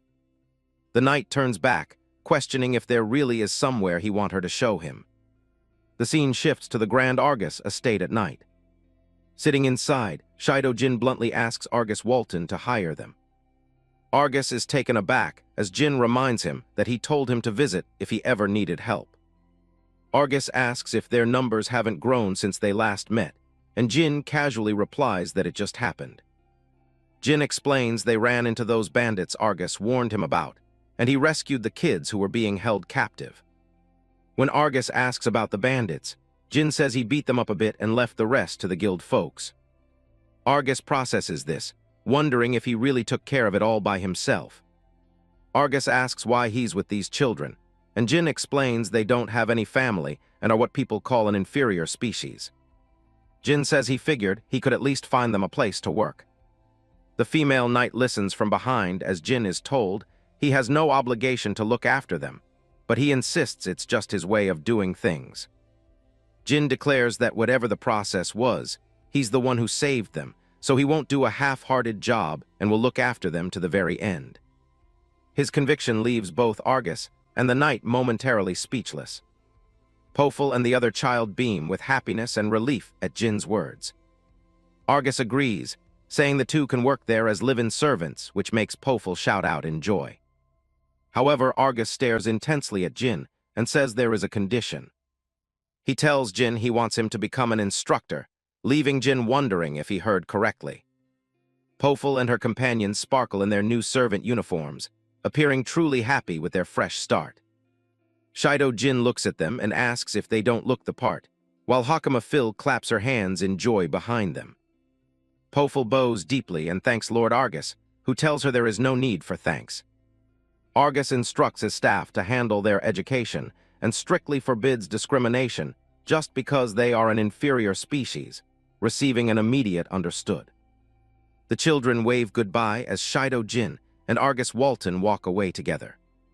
Jin asks if there is an ulterior motive for making him an instructor, and Argus admits he appreciates how quick he is to catch on. Argus says he doesn't know Jin's background, but he wants to trust that he is a good person and asks this favor of him. He states that he needs Jin to go undercover at Harnisk Academy. Jin looks back at him and asks what exactly he means by that. Argus Walton continues his explanation, noting that right now, this country is being targeted by multiple factions vying for supremacy, leading Shido Jin to ask if there isn't a king. Argus clarifies that the king is stricken with illness and doesn't have much time left, so a battle for succession has already begun behind closed doors. He explains the problem is that people without a legitimate claim to the throne are plotting to seize the country. Argus mentions they are using the invaders and dragging innocent people into their schemes. Jin realizes that the Lord from before isn't the only one they need to watch out for. Argus adds that such dangerous individuals are also lurking and maneuvering behind the scenes in the royal capital, and they must uncover their hideout as soon as possible. Jin asks if the most suspicious place for that is Harnisk Academy, which Argus confirms. Argus knocks on a door and says he is coming in. As he opens the door, Argus explains that she will guide Jin from inside the academy. He introduces his younger sister, Milia Ultons, who attends Harnisk Academy and is seen sitting elegantly on a sofa. Milia looks up as Argus introduces the newcomer, simply acknowledging him as her brother. Her expression quickly sours as she asks if he is really leaving the academy infiltration to this inferior species, referring to what they were talking about the other day. Argus tells Milia to show some respect, but she retorts that the only disrespectful thing is the very existence of an inferior species. She says she could perhaps tolerate the plain-looking country girl, Hakama Phil, but this job can't be entrusted to someone like him. Jin notes what a highly prejudiced young lady she is, while Argus apologizes and asks him not to take offense. The unnamed female knight whispers that while the young lady is gifted, she has an extreme prejudice, to which Jin replies that she does too. Milia asks her brother if he understands her point.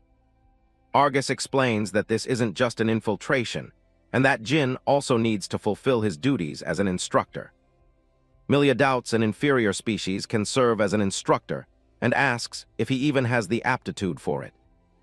Hakama Phil accidentally lets slip that Jin can't read, prompting Milia to question him in disbelief. Milia sighs, saying it is completely out of the question, but then pauses. Hakama Phil defends him, saying there are many things only he can teach, and that Jin is way more amazing than any of them. Milia remains silent as she faces off against Shido Jin. She eventually concedes that it seems he at least has the strength to keep the academy students in line. Milia looks back and reminds him that being an instructor requires more than just brute strength. Argus facepalms at the tense situation, while Jin and the children look on. The unnamed female knight realizes that those students being troublesome was the young lady's doing after all. Argus apologizes again and promises to give Milia a proper talking to later, though Jin says it is fine. Jin asks what exactly Argus was planning on having him teach as an instructor, and Argus answers spirit magic. Argus says that from what he can tell, Jin is highly skilled in spirit magic and asks if he is wrong. Jin asks what part of spirit magic he should teach, and Argus tells him the basics are fine. Argus lists 4 basic spirit magics: ignition, discharge, freezing, and healing, saying that if he can do even 2, that is enough. Jin asks if that is really all, which surprises Argus. Argus asks if he can also use special spirit magic that only a very few can handle, while Jin wonders about this special spirit magic. Jin thinks back to the bandit leader and realizes that Guy was actually considered exceptional in this era. Jin smirks, finding the situation interesting. Jin agrees to the task, deciding to overturn the common sense of this era just a little bit. 1 week has passed since the events in the capital, and it is finally the day of the entrance exams at Harnisk Academy. The school grounds are buzzing as prospective students arrive for the big day. Among the crowd, Hanaka is focused and working hard on her exam papers. In a quiet hallway, Argus Walton leads Shido Jin toward the headmaster's office. Their guide mentions that the 7th unit must be exceptionally busy even among holy knights, but Argus says it's simply their turn. Shido Jin is curious and asks him what he means by their turn. Argus explains that once a year, a member of the Holy Knights is rotated in to serve as a special instructor, and this year that duty falls to his unit. Shido Jin looks at the grand corridor and silently wonders if someone like him is really all right for the job. He keeps his cool and remains stoic as they continue walking. The official leading them continues on without saying another word. He stops at a large set of doors and tells them to follow him this way. He opens the doors and announces that the headmaster and the others are already expecting them. The elderly headmaster watches them enter from behind her desk. Argus bows respectfully and tells the headmaster it's been a long time. She asks if it's been since he graduated as valedictorian, nodding he's become quite distinguished in such a short time. The headmaster expresses her gratitude for his cooperation, but Argus insists it is merely his duty. She leans forward, mentioning that she has heard many rumors lately. She says he's not only dealing with corruptors, but is also entangled in domestic factional disputes. She says she understands why he lacks the manpower to spare and must be quite busy. Even so, she makes it clear that doesn't mean the academy should be neglected. Lord Jita speaks up with an insulting tone, asking if she surely doesn't intend to make that man an instructor. The room stays tense as the faculty members stare down the human candidate. Argus tells them to please put their minds at ease about the decision. He claims that Shido Jin is actually more capable than anyone else in his 7th unit. At the very least, he clarifies, that's the case in terms of combat techniques. The headmaster closes her eyes and says if Argus says so, then she supposes it is true. Lord Jita is furious and shouts that he objects, calling out to the headmaster. He argues that in this sacred academy of tradition, it is unprecedented for an inferior species to be allowed to teach. He slams the table and asks if she intends to bring shame upon them all. The headmaster notes that Lord Jita has spoken his piece and asks for Lord Ludman's thoughts. Lord Ludman, the portly vice principal, agrees with him and notes the academy is home to many students of noble birth. He warns that if an inferior species were to teach, there would undoubtedly be backlash from both students and instructors. The headmaster admits that emotionally she feels the same, but she leaves the thought hanging. She turns to Shido Jin and says they should hear his side of the matter as well. Shido Jin takes a calm step forward.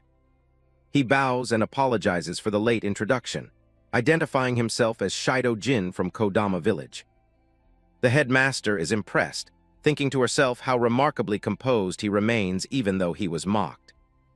Shido Jin says he understands their concerns perfectly, but says he has only one question. He asks if he is unfit because he is an inferior species, or if it's because he lacks the necessary ability. The headmaster lets out a small smile and says it is obviously the latter, since if one has ability, nothing else matters. She then asks if he can prove that he has it, to which Shido Jin is ready with an answer.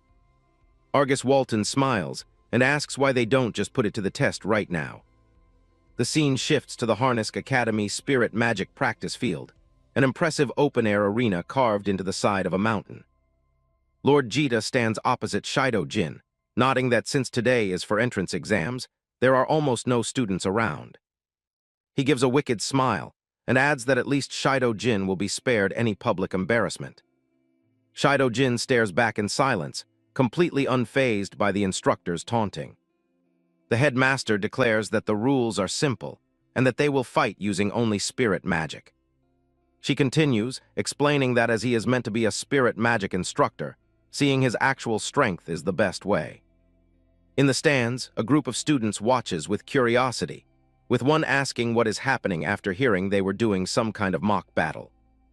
Milia Ultons watches silently, thinking to herself that this might actually be the first time she has seen Mr. Jita fight. Shido Jin closes his eyes and sighs, thinking about how pointless the whole situation is. The headmaster looks on from the balcony with Professor Rudman and Argus Walton, saying that they should now see just how much an inferior species can do. Argus Walton watches with a bead of sweat on his face, thinking that this is actually the first time he will see Shido Jin fight. A narrative box explains that the physical abilities of an inferior species are low, and even if they possess divine power, they can only manifest a trivial amount of strength. The headmaster looks down at the arena, thinking to herself that she hopes her assessment was not incorrect before asking if they are prepared. Lord Jita gives a menacing smirk and simply says, "Then." He summons a massive ball of fire and shouts for Jin to allow him to take the first strike. Jita launches the fireball with an explosion, but Shido Jin slides effortlessly to the side to avoid it. The students watching from above are shocked by the intensity of the flames. Lord Jita notices the audience and chuckles, noting that it seems some of the students are watching after all. He immediately begins charging golden lightning and lets out a long, aggressive scream. He fires several concentrated bolts of electricity across the field with a sharp shout. Shido Jin twists and flips through the air, narrowly dodging the crackling lightning beams. Lord Jita scoffs at Jin's evasion, calling him a typical inferior species, and saying all he can do is flee. He boasts that while he may not have become a holy knight, he is the man who once graduated this academy as valedictorian. He unleashes another explosive blast of fire, declaring that an inferior species is no match for him. Shido Jin lands firmly on the ground as the fire dissipates behind him. He looks toward Jita and thinks to himself that this power was not meant to be turned against people, but he resolves that it cannot be helped in this situation. A swirling vortex of blue and black energy begins to gather in Jin's outstretched hand. He looks Jita in the eye and tells him he will show him a little of what he can do. Lord Jita is left confused for a second before black cracks begin to appear in the air and floor around him. With a sudden surge of force, Jita is slammed into the stone floor, which shatters under the pressure as he gasps in shock. Professor Rudman and the headmaster jump up, their faces filled with utter surprise at what just occurred. Argus Walton is equally stunned, staring at the arena with his mouth open in disbelief. Milia Ultons watches from the stands, her expression turned to one of pure terror. Jita is pinned to the ground and struggles to speak, desperately asking what just happened. Shido Jin walks closer and calmly explains that he manipulated the gravity around him slightly, asking if that was a spirit magic he was unfamiliar with. A smirk forms on his face as he notes that there seems to be much for him to teach at this academy. He tightens his glove and finishes by saying he has much to teach not only to the students, but to them all as well. Shido Jin stands tall in the middle of the courtyard, his opponent trapped within a humming hexagonal spirit magic barrier, marking an overwhelming victory with just a single move.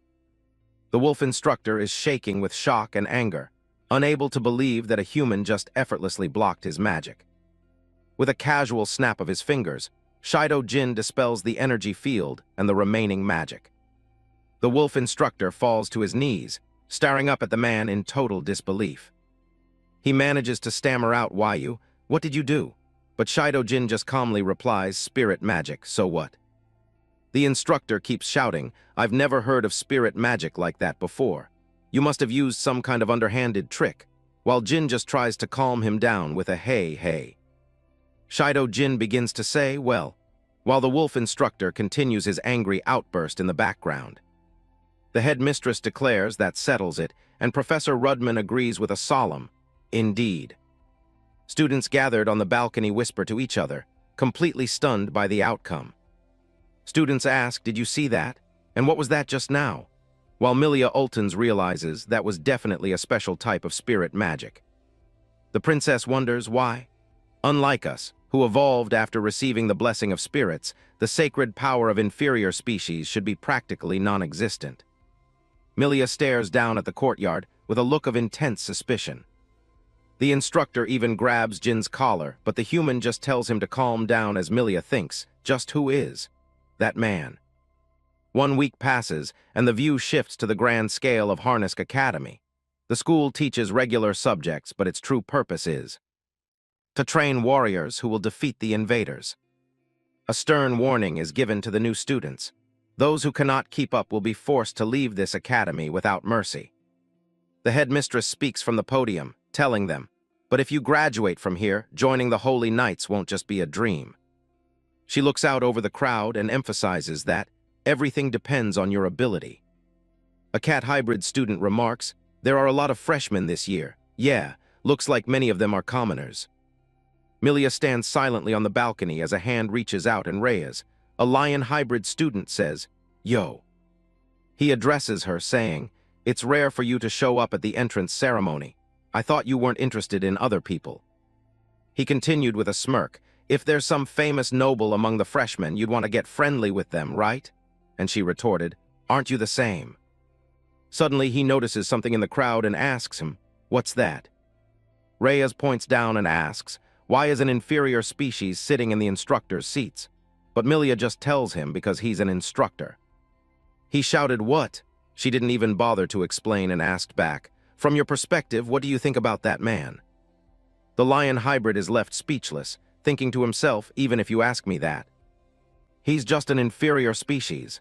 Milia stares intently at the human instructor and admits, "At least that's what I used to think." Shido Jin sits in his assigned seat, feeling the intense gaze of the students from the balcony. He thinks to himself, this academy is huge. Investigating it will take time. The weight of the prejudice is clear as he thinks, even so, those stares hurt. First, I need to erase this inferior species image. Walking through the campus, Jin realizes at this rate, I stand out far too much. Instead of investigating, I look like the most suspicious person in the academy. First, I need to earn their recognition. A bell rings out, signaling the start of classes. In the classroom, the wolf instructor announces, "Now then, we will resume the spirit magic lectures starting today." He tells the elite students, "Make sure you don't get overtaken by the freshmen. Don't let your guards down. Though for you elite class students, this warning might not be necessary." With a devious smirk, he adds, "Or, I'd like to say, but." He looks at the empty room and asks, "What's this about? There are fewer people today. Do you even have any motivation, tilde?" Tilde. Milia, sitting above, also felt disgusted by the instructor's cheap trick. She knew all too well that it was a given. The instructor thinks with a smug grin, HMPH. Who would want to listen to an inferior species talk? He gloats internally, after all, today's lecture is being handled by an inferior species. I made sure to spread the word beforehand. He puts on a fake front and says, honestly, "Well then, Professor Jin, please introduce yourself." Shido Jin steps up to the podium and introduces himself. "As you've heard, my name is Shido Jin." He addresses the small group, saying, "Regarding spirit magic, I will be teaching you for a while. I look forward to working with you." Reyes looks at the new human instructor with a crossed-arm, skeptical expression and asks, "Can you really handle this job?" Shido Jin gives a subtle smile and simply tells the red-haired student, "That's for you to decide." Jin continues, telling him, "If you think it has no value, you simply don't have to attend my class," to which Reyes just smirks and replies, "Oh really?" Getting serious, Jin leans in slightly and adds, "But there's one thing I want you to follow." A small orb of light glows in Jin's hand as he issues a firm command. "Do not use this power against people." He explains the mechanics of their world, stating that spirit magic has the power to hinder the incredible regenerative ability of the invaders. However, he clarifies that this regeneration inhibition does not activate against the human body, so it will simply result in an injury. And then he asks the class, and why is that? Jin clenches his fist, the light intensifying as he answers his own question, because this power was created to defeat the invaders.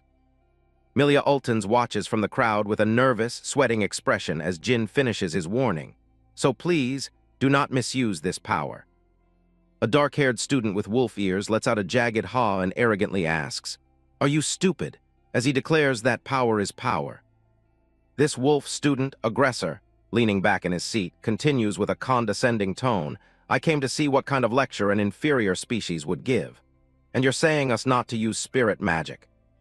Other students join in the mockery, and a female student laughs, saying, "You're just a powerless inferior species who doesn't want to be compared, right?" The entire lecture hall is filled with the sound of students snickering and looking down on the human standing at the podium. Shido Jin remains perfectly composed, his calm gaze scanning the room as the laughter continues. He breaks the silence with a cold challenge. "If you think I have no power, then try it." The wolf student, aggressor, is taken aback, letting out a confused huh, while Jin continues, "Use the strongest power you have and fire it at me." Jin stands tall and offers a deal. "If you manage to injure me with it, I promise I won't show up again after today." Hearing that he has a chance to get rid of the human, the wolf student breaks into a wide, malicious grin. The wolf student, aggressor, begins to manifest a surge of lightning and fire, shouting, "Don't regret it, inferior species. It'll be too late to back out now." The supervising instructor nearby panics as the energy crackles, screaming out, "WH, hey, you idiot, stop, you're gonna hit me too." With a fierce expression, the wolf student launches the lethal blast directly at the human, screaming, "Take this." The combined lance of fire and lightning streaks through the air, aimed straight at Shido Jin's head. A massive explosion of dust and energy erupts at the front of the classroom where Jin was standing. The wolf student, aggressor, smirks, convinced that his attack has obliterated the target. Suddenly, a razor-sharp magic dagger slices through the smoke and streaks back towards the attacker. The energy beam flies past the wolf student with terrifying speed, barely missing him. He stands frozen in terror, a look of complete shock on his face as the wall behind him is shattered by the impact. Shido Jin's cold eyes pierce through the dissipating smoke as he says, "If I had intended to, that attack would have finished you just now." Standing behind a solid hexagonal shield, Jin lectures the class, saying, "Judging people by appearances alone can be fatal." Reyes stares in disbelief, his eyes wide as he breaks into a cold sweat and wonders, what was that? Was that spirit magic? The room goes quiet as Jin addresses the students. "You called me an inferior species because I'm inferior, right? But since I'm stronger than you." Jin manifests a glowing aura around his hand and asks, "Then what should you call me? I'll give you the answer." He stands confidently at the podium and declares the new hierarchy, its teacher. Shido Jin stands behind the podium, facing the classroom with Professor Rudman watching from behind. He calls out to the students, asking if they even know the conditions to activate spirit magic. Looking out at the small group of students, Shido Jin focuses on the one who just attacked him and tells him to answer the question, saying, You attacked me. Answer me." The wolf student, aggressor, looks back, confused, and asks if it isn't just about visualization. Attempting to explain, the wolf student, aggressor, says that you raise your divine power, picture the force you want, project it to the spirits, and then manifest it, claiming these are the basics. Shido Jin gives a subtle smile, nodding that while visualization is definitely important, it's not the actual condition to activate it. Blue energy gathers in Shido Jin's hand as he explains that spirits, or rather nanomachines, must receive a specific wavelength before they can unleash their power. The wolf student, aggressor, is taken aback by the term wavelength as Shido Jin clarifies that there are 8 fundamental wavelengths. Shido Jin starts his demonstration by manifesting a ball of fire above his open palm. He instantly shifts the energy into crackling bolts of lightning. With another effortless change, a glowing green orb of wind forms in his hand. Shido Jin creates a sharp shard of ice, telling the class that they should already know about things like freezing up to this point. Milia Ultons and Reyes watch in stunned silence as Shido Jin continues, saying that in addition to these common elements, there are others. He produces a dark purple mass for gravity manipulation and a brilliant white light for light intensity manipulation. A swirling green vortex demonstrates atmospheric pressure manipulation, as Shido Jin mentions the thing he showed them earlier. A large blue crystalline barrier surrounds Shido Jin, which he identifies as space protection. Professor Rudman is frozen in pure shock, screaming at the realization that Shido Jin can use 8 different types of spirit magic.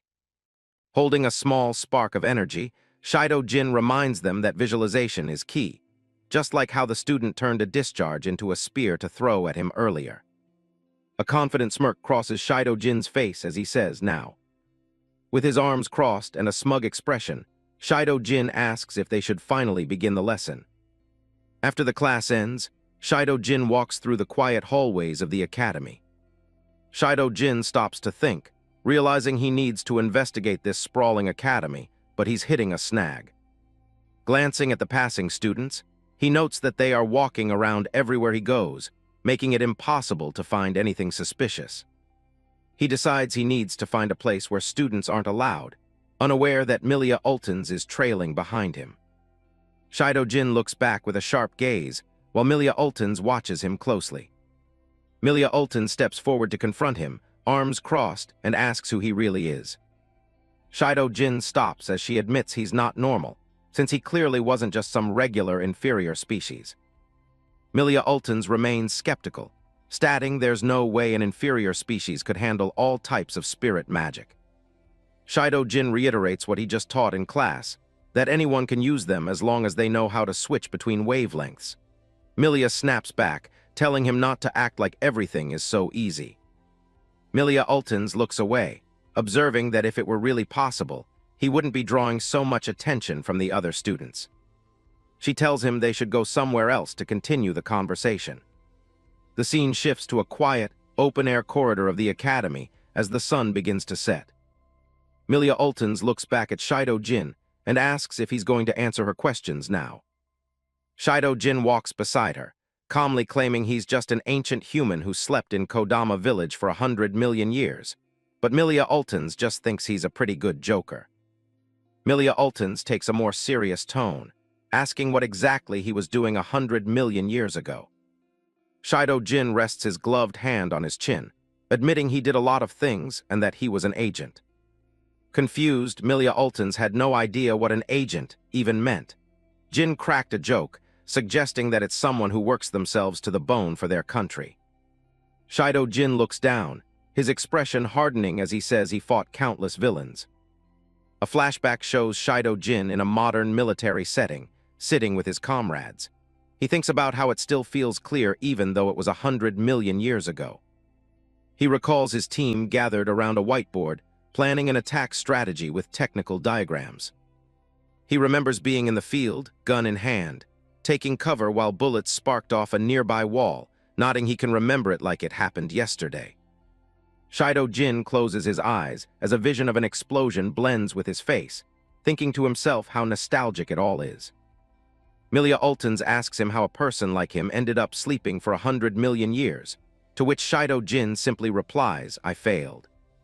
Shido Jin reflects on his past, thinking that he was arrogant enough to think he could handle it all on his own. A memory of a destroyed city plagued by monstrous creatures flashes through his mind, as he realizes that, as a result, he lost everything without being able to do a single thing. Back in the present, Shido Jin explains to Milia Ultons that the reason he took this lecturer job was so that if push comes to shove, he could count on them to help him. Milia Ultons looks at him skeptically, wondering to herself how much of that is the truth. As they walk through the academy grounds, Shido Jin asks, "By the way, where are we heading?" Milia Ultons simply replies that she is just fulfilling her duty as a guide, that's all. They reach a seemingly ordinary room, where a sound emanates from within as they open the door.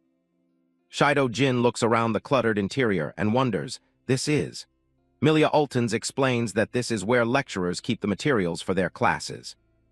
Shido Jin considers the space, questioning if it is just a storage room. He turns his attention to a bookshelf, noticing a small owl carving sitting among the books. His gaze sharpens as he inspects the area more closely.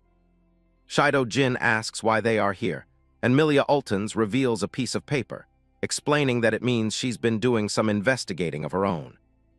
She points to a blueprint, nodding there is an unnatural space next to this room that is big enough to fit another whole room inside. Milia Ultons remarks how suspicious it is, certain that if there is something here, it is definitely in that spot. Shido Jin agrees as he moves the owl carving. A hidden mechanism is triggered, causing a section of the wall to slide open and reveal a dark staircase. Standing before the newly revealed passage, Shido Jin tells Milia Ultons that her deduction was spot on. Milia Ultons is surprised and asks how he knew. Shido Jin explains that even though this place is covered in dust, something stood out. He points to the shelf, nodding that this spot was unnaturally clean, attributing his find to a bit of intuition born from experience.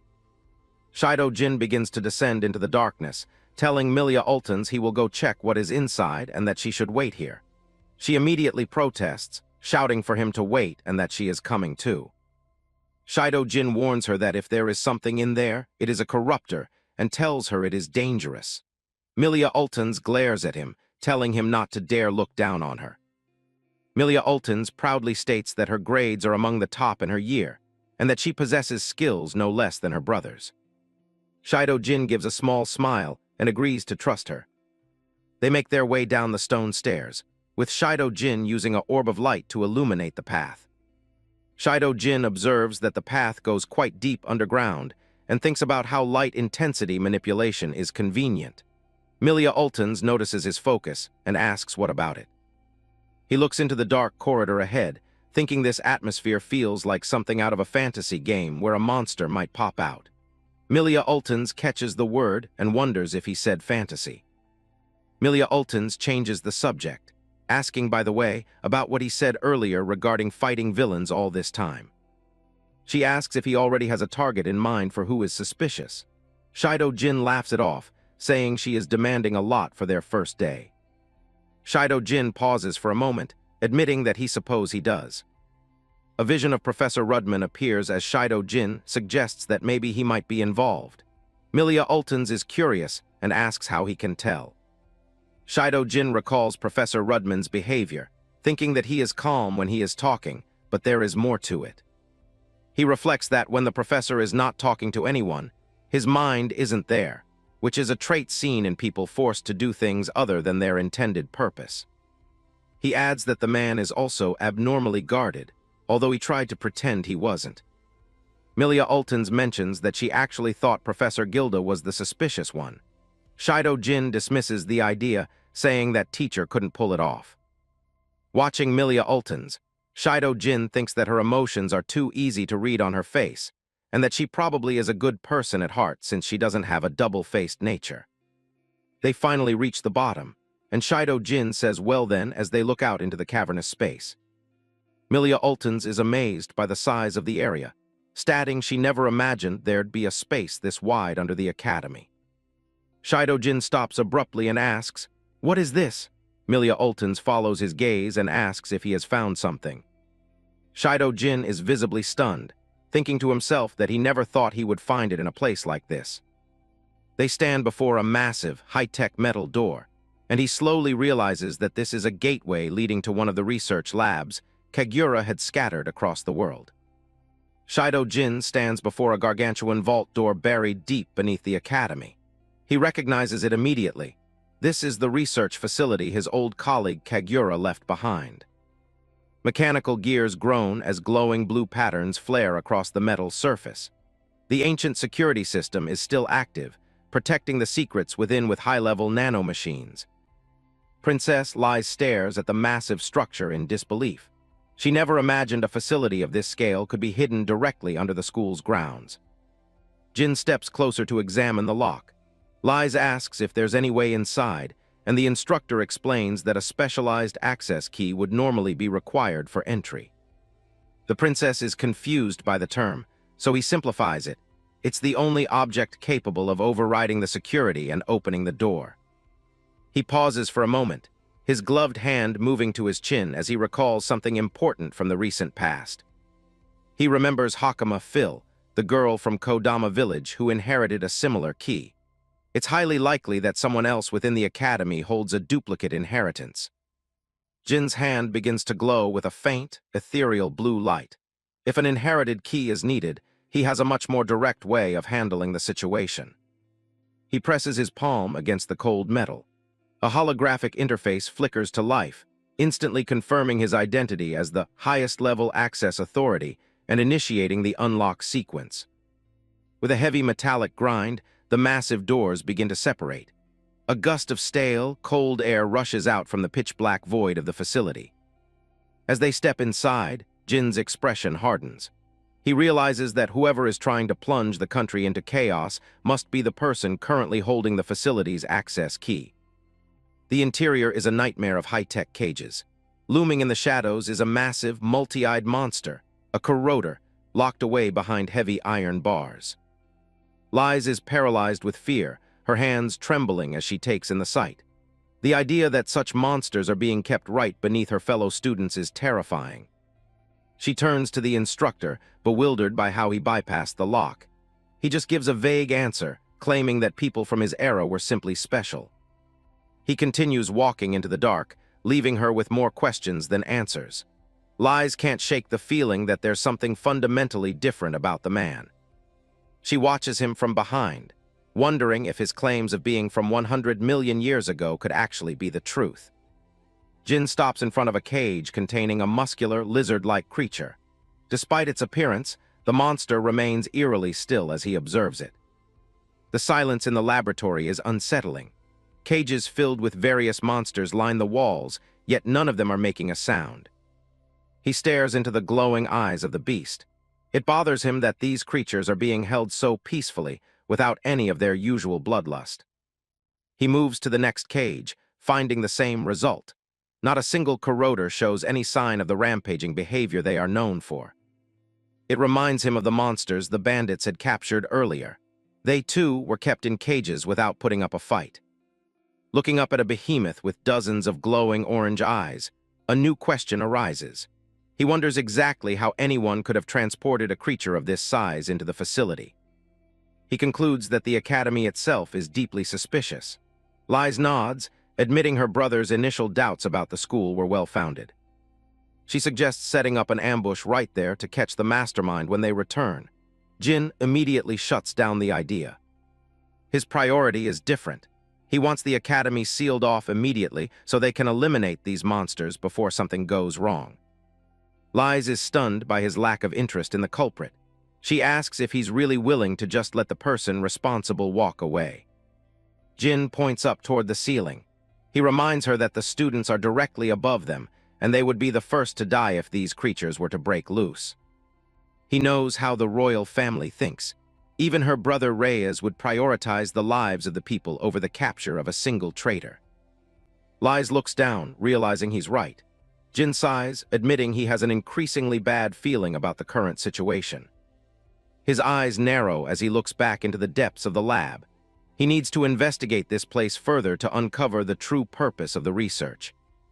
He orders Liz to head back, find Argus Walton, and ensure the academy is completely sealed off. She nods firmly, accepting the mission. She sprints away, her footsteps echoing down the corridor. Jin stands alone in the dark, preparing for whatever comes next. He stops to look at an elaborate astronomical clock mounted on the wall. Its hands are moving in a strange, non-linear fashion. With a final look back, he descends deeper into the facility, hoping to find a clue that explains the true nature of this disaster. The clock face is a masterpiece of ancient engineering, filled with zodiac symbols and shifting blue light. It seems to be counting down to something. Meanwhile, in the main halls of the academy, the atmosphere is far less serious. Students are gathered in groups, whispering and snickering as a teacher walks past. Lord Jita is visibly fuming, his face twisted in a scowl. Behind him, students are openly mocking him, laughing about how easily the new teacher defeated him. Every giggle from the hallway feels like a direct assault on his pride. He's convinced his reputation has been completely destroyed by Jin's arrival. He mutters to himself about his rival's performance, certain that no one could naturally use 8 types of spirit arts. In his mind, the man must be a fraud. His frustration boils over into manic energy. He begins performing bizarre, spastic movements against the wall, swearing to expose the cheating to the world. His strange display is interrupted by a stern voice. The headmaster stands behind him, looking weary as she tells him to stop creeping out the students with his behavior. Jita freezes, staring at her with wide, frantic eyes. She dismisses his outburst as a hobby she has no interest in, leaving him fuming in her wake. The headmaster stops a passing teacher in the courtyard. She asks if he's seen Professor Rudman anywhere, her expression full of concern. Lord Jita rubs his chin thoughtfully. He admits he hasn't seen the man since the entrance ceremony earlier today, which he finds rather troubling. A wave of exhaustion hits the headmaster as she rubs her temple. She had been hopping to discuss the upcoming classes for the new students with him. Her eyes sharpen as she catches sight of something unusual on the horizon. The weary expression is replaced by a look of sudden alertness. High above the academy's spires, a jagged mass of dark purple energy hangs in the evening sky. It looks like a crack in reality, pulsing with an ominous light. Deep within the academy, Princess Liz is sprinting through a dimly lit stone corridor. She's breathless, her face slick with sweat as she rushes to carry out Jin's orders. She bursts through a heavy wooden door, entering a quiet storage room. Her eyes dart around the shadows as she tries to orient herself. Leaning forward with her hand over her heart, she struggles to catch her breath. The silence of the room feels heavy and unnatural compared to the chaos she expects. She tells herself she must hurry and report the laboratory's discovery to her brother, Reyes. The weight of the secret is clearly taking its toll on her. A voice from the darkness suddenly asks what exactly she plans on reporting. Liz freezes, her eyes widening in pure terror as she realizes she's no longer alone. She slowly turns to face the source of the voice. Professor Rudman stands in the shadows, his arms crossed and a smug, superior look on his face. The professor steps forward, his professional facade completely gone. He sports a wide, sinister grin that reveals a predatory nature he's been hiding all along. Back in the hidden underground facility, Shido Jin pushes open a pair of massive double doors. A blinding red glow spills out from the chamber beyond. He stares into the room, his brow furrowed in confusion. He mutters a question to himself, unable to make sense of the sight before him. Dominating the center of the lab is a gargantuan, organic mass hooked up to a network of pipes and cables. It looks like a living heart, raw and pulsing with light. The red sphere thumps rhythmically, the sound echoing through the cold, metal room. It's pulsating as if it were a living, breathing entity. Jin moves to a computer terminal, his fingers hovering over the keys. He wonders if this monstrosity was really something his old colleague Kagura created. He notices a sleek silver briefcase sitting on the console next to the glowing holographic displays. Upon opening the case, he finds two items, a glowing message cube and a syringe filled with a bright green nanomachine injector. He activates the cube, and a flicker of blue light begins to materialize. He hopes the message left behind will provide some answers to this madness. A life-sized hologram of Kagura appears, looking exactly as Jin remembers him. The scientist offers a casual greeting, as if he expected Jin to find this place eventually. Kagura notes that it only makes sense Jin would end up here, given the facility's proximity to his awakening site. The scientist explains that they were working on a groundbreaking device within these walls. He sits with a calm, confident posture, hands folded. The focus shifts to the nanomachine injector. Kagura reveals that a portion of the device's core functions has been sealed away inside those very nanomachines. With a smug smirk and a finger to his lips, Kagura brags about his own genius. He challenges Jin to guess the true nature of the invention they were perfecting. Jin's eyes widen in shock as the realization hits him like a physical blow. The words, teleportation device, flicker through his mind. He can barely believe it, repeating the name of the technology under his breath. It's a concept that carries terrifying implications. He looks back at the colossal monster imprisoned behind the bars. The scale of the creature suddenly makes a lot more sense. His gaze returns to the pulsating organic core, and he realizes the horrible truth. He mutters a desperate, "No way," as the pieces of the puzzle fall into place. He looks at the rows of cages filled with quiet, waiting monsters. They aren't just being stored here, they are being prepared for delivery. The silence of the lab is broken only by the steady, mechanical ticking of a clock. The ornate astronomical clock on the wall continues its countdown, its hands inching toward a critical alignment. Jin stands before the pulsating heart, his figure dwarfed by the massive, glowing machinery. The rhythmic thumping seems to be accelerating. A holographic display flickers to life before him, confirming the technical specifications. The reality of the teleportation device is undeniable. A visual diagram explains the concept, connecting two distant points in space instantly. Kagura's voice notes that this technology was impossible to realize even 100 million years ago. Jin recalls the reports Argus Walton gave about monsters appearing out of nowhere in the middle of the capital. The mystery of the invaders is finally solved. He looks back at the red core, his expression grim. He realizes the corroders weren't migrating, they were being beamed directly into the city.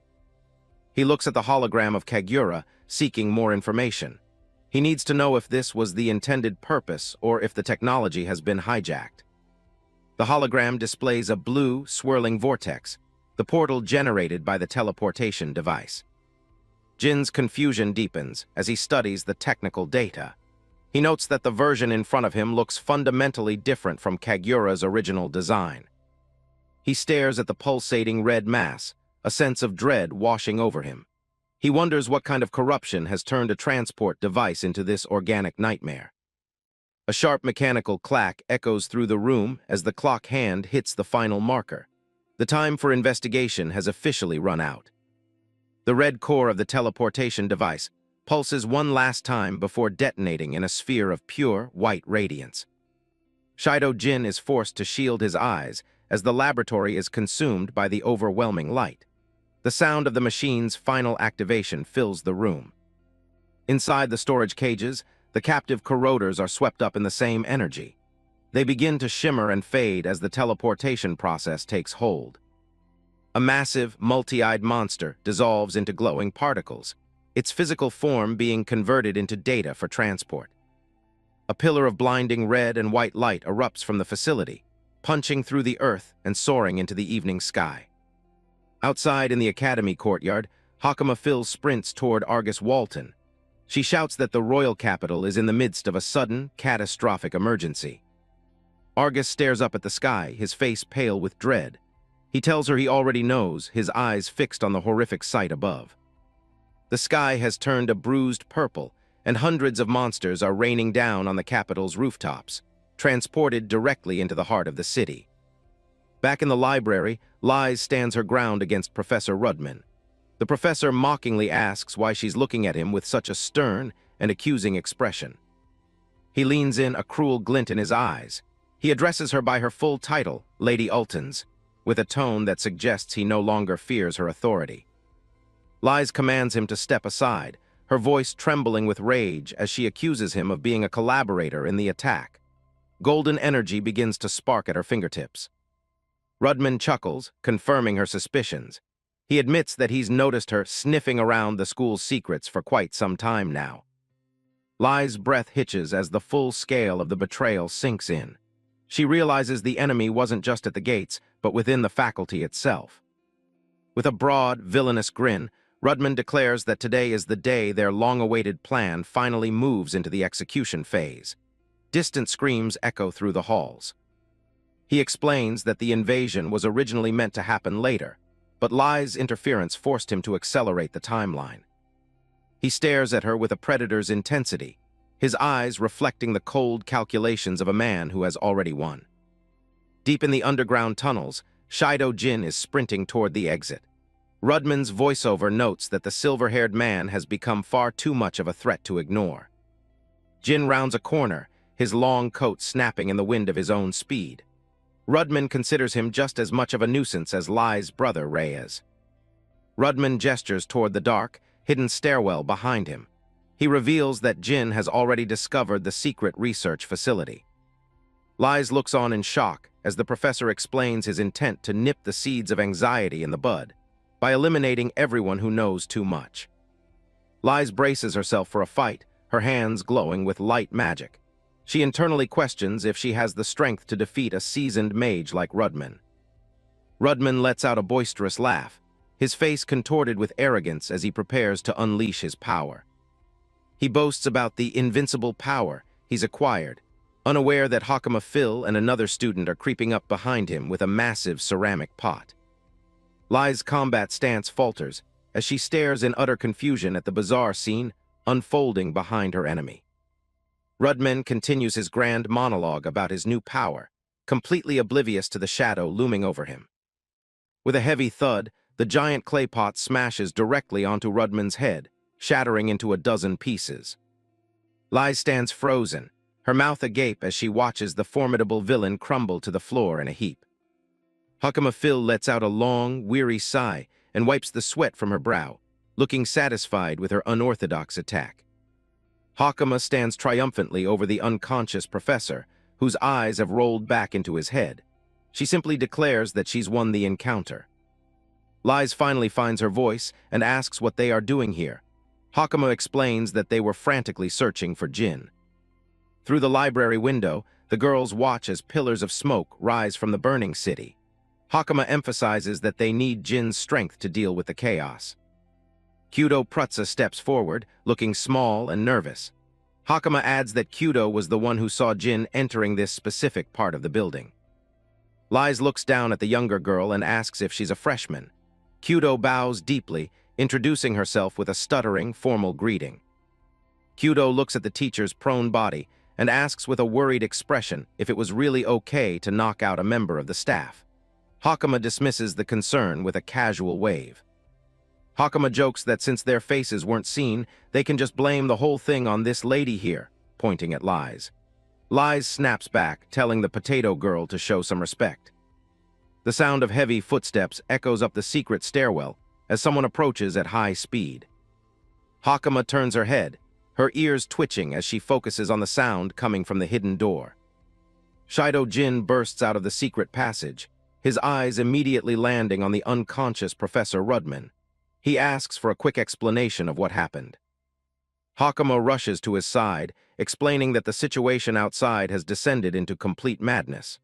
Jin simply nods, having already pieced it together. Jin's expression turns grave as he looks back at the stairwell.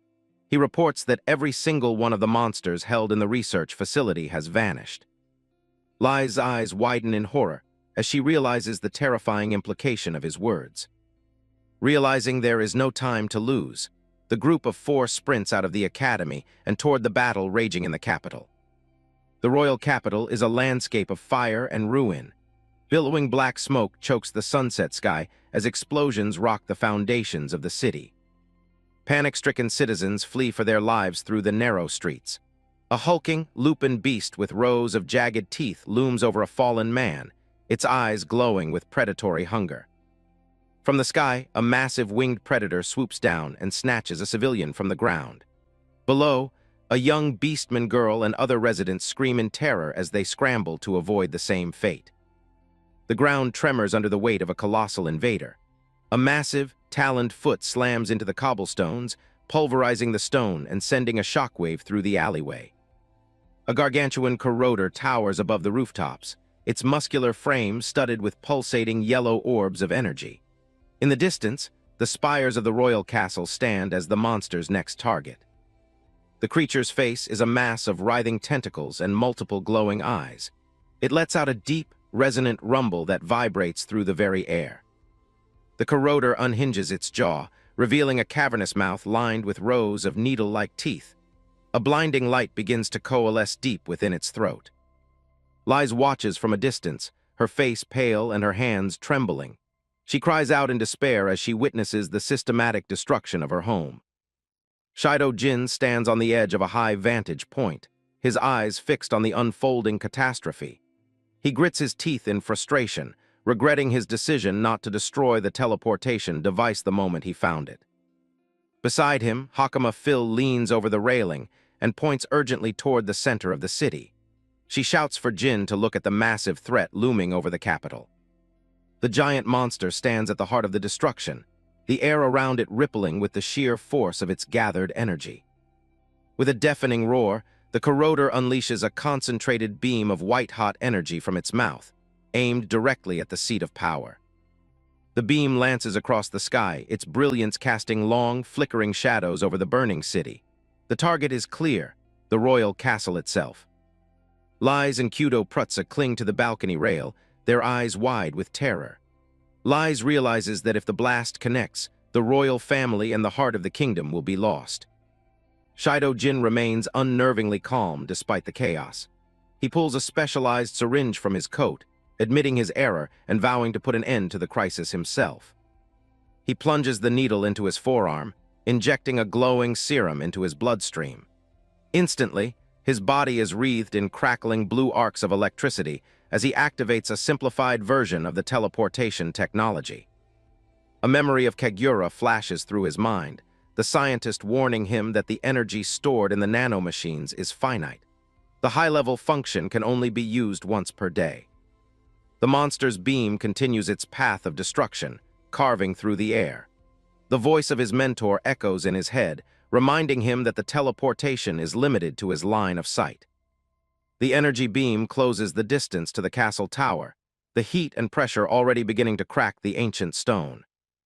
Just as the beam is about to strike, a vertical rift of shimmering blue light tears open in the sky. Shido Jin materializes from the rift in midair, placing himself directly in the path of the incoming devastation. With a sharp movement of his hand, Jin deploys a massive barrier of hexagonal energy shields.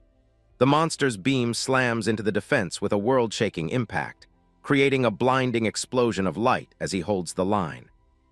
The royal capital is under a massive, unprovoked attack as corruptors rain from the sky, setting the city ablaze and forcing citizens to run for their lives. Inside the guild headquarters, a young guild clerk sprints down the hallway, her expression filled with urgency. She bursts into the office, shouting for the guild master and reporting that a giant corruptor has just breached the outer walls. Hardin Gunslot, the royal capital guild master, stands by the window with his back to the room. He watches the chaos outside with a silent, heavy heart. He turns, his scarred face looking tired as he admits there's nothing more they can do to stop the monster. Out in the streets, soldiers are desperately helping civilians evacuate while fires gut the buildings behind them. A holy knight slashes through one of the smaller creatures, but Hardin notes that even the knights are hopelessly outnumbered. The clerk asks what he means. Hardin explains the dire situation. Half of the holy knight forces are currently away from the capital on a different mission. The news leaves her stunned, her mouth hanging open as she realizes they've been left wide open. Outside, the giant corruptor smashes through a defensive wall, its massive, multi-eyed form looming over the city like a living nightmare. The beast unhinges its jaw, charging a blast of energy in its throat. Hardin realizes this wasn't a random attack, it's a cold, premeditated strike. He grits his teeth, knowing they might have stood a chance if the Grand Commander were here. Now they're just waiting for the end.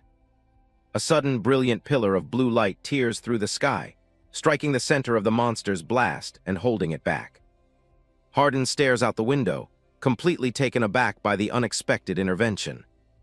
He can barely believe his eyes as the destructive energy is neutralized by a single person. Shido Jin stands on a distant rooftop, surrounded by glowing hexagonal shields as he effortlessly redirects the raw power. From the safety of the guild office, the clerk peers out, her eyes widening as she recognizes the white-haired hero. She realizes exactly who it is, the mysterious person from Kodama village who everyone has been talking about. The giant corruptor groans as smoke rises from its charred body, though it's still standing after the massive blast. Jin lands on a nearby ledge, his black coat fluttering in the wind as he prepares his next move. Blue energy swirls around his hands as he focuses his nanomachines, ready to take the fight to the next level. He fires a concentrated beam of light directly at the monster's head, the sheer force of it cracking the stone beneath his feet. The blast connects with a deafening roar, blowing a chunk out of the creature's shoulder and sending debris flying. Jin remains calm, his teal eyes tracking the monster's every twitch through the smoke and dust. The giant corruptor is heavily damaged, but its massive size makes it hard to kill with just energy blasts. Jin watches from across the rooftops, calculating his next move as the beast's flesh begins to knit back together. He wipes sweat from his brow, realizing that the previous teleportation drained more of his energy reserves than he anticipated. He knows things won't be simple this time, so he decides to switch to a more direct approach. A shimmering blue blade manifests in his hand as he decides to settle this with close-quarters combat.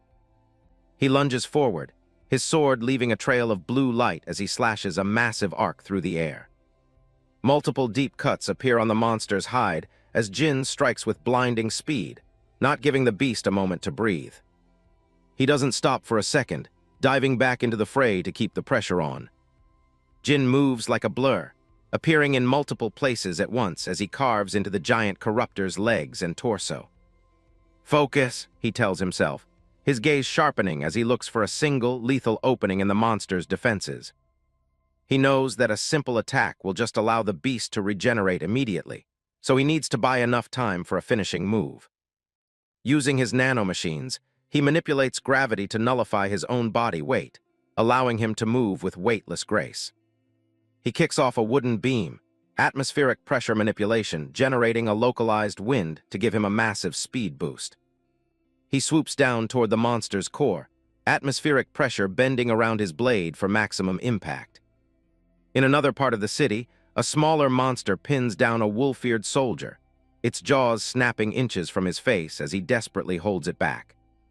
Suddenly, a massive fireball streaks across the sky toward the creature.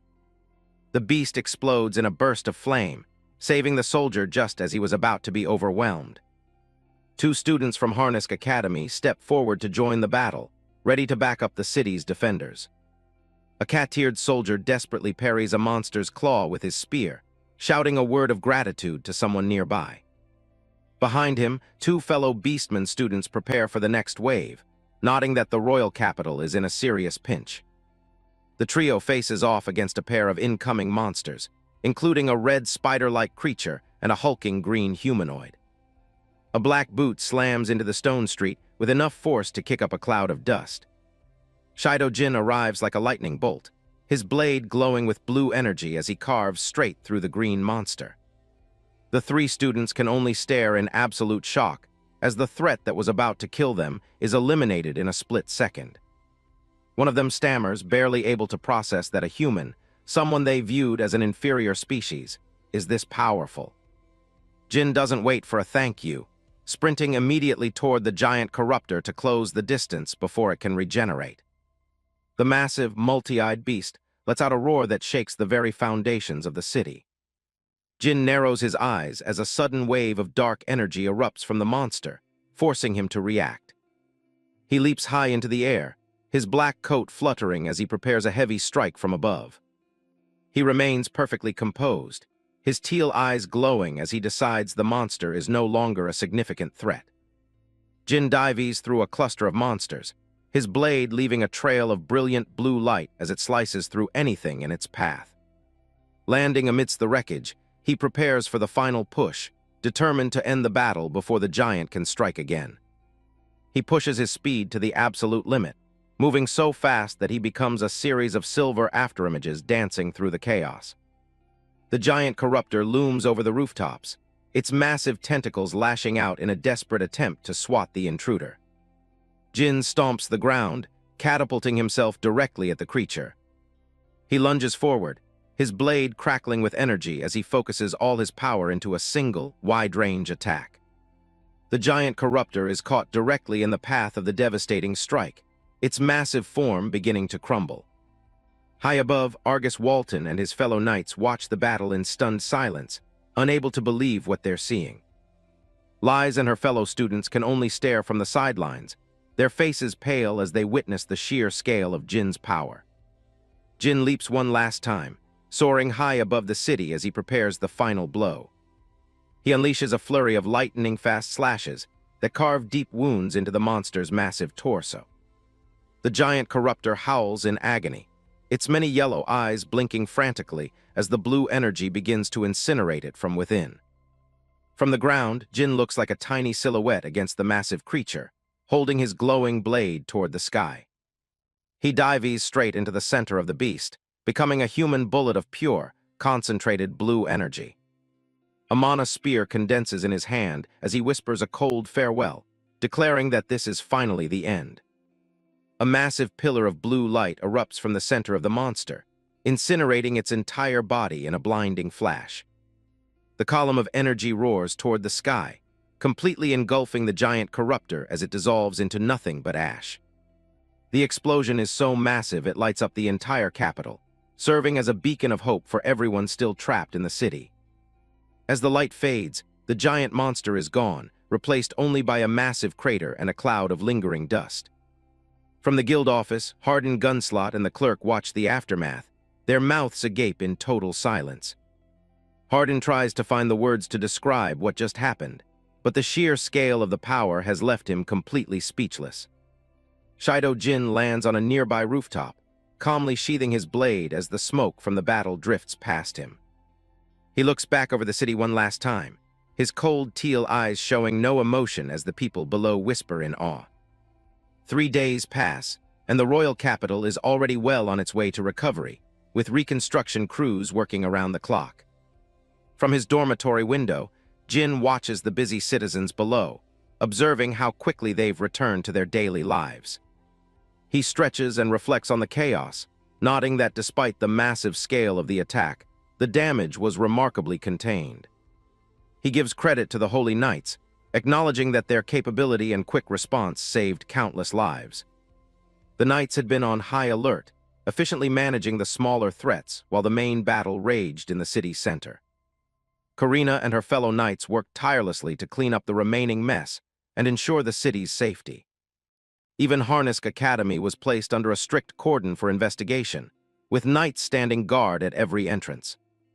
Professor Rudman is marched through the city, his hands clamped in heavy iron shackles and his gaze fixed on the ground as the suspected mastermind of the siege.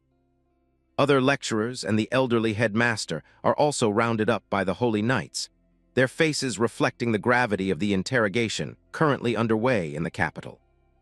Shido Jin lies sprawled on his bed, hands tucked behind his silver hair as he sighs over the academy's sudden closure after just a single day of enrollment. He stares upward with a thoughtful expression, his teal eyes distant as he processes the new strategic hurdle that the monster attack revealed to him. He visualizes the chaos of battle, the corruptors spreading out across the terrain, and realizes that his high-output attacks are wasted if the enemies are too far apart. Pushing himself up to sit on the edge of the mattress, Jin clenches his jaw, driven by the realization that his current strength is still not enough to ensure everyone's safety. He holds his hand out, watching as a lattice of glowing blue energy forms into a perfect cube above his palm, the flickering light reflecting in his determined eyes. Shido Jin sits in his dormitory, looking out at the city as the sun shines through the window. He hears a sharp knock on his door. He stands up and pulls the door open, ready for whatever visitor might be bothering him. To his surprise, he finds Milia Ulton standing there, dressed in a lavish, frilly gown and bowing deeply. She's gone through a complete transformation from her usual academy uniform. She looks up with a blush and a sweet smile, calling him Master, in a voice that's anything but her usual condescending tone. Jin is taken aback by the sudden shift, especially since he thought the academy was on break. Milia explains that her elder brother is calling for him. She says her brother wants to formally thank him for his help with the recent incident. Apparently, there's another matter he wants to discuss as well. Jin steps out into the hallway, asking why someone like her came all this way just to summon him herself. Milia maintains her polite facade, saying that sending a mere servant to summon someone as great as him would be far too rude. She strikes a pose, hands on her hips and head held high, claiming she spent time reflecting on her actions as a representative of the Ulton's family. Jin isn't buying the act for a second and bluntly asks if she's done calling him an inferior species now.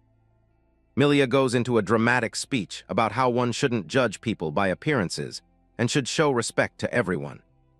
She begs to receive his guidance and discipline as his disciple, while another visitor, Hakama Phil, watches from the doorway with a skeptical look.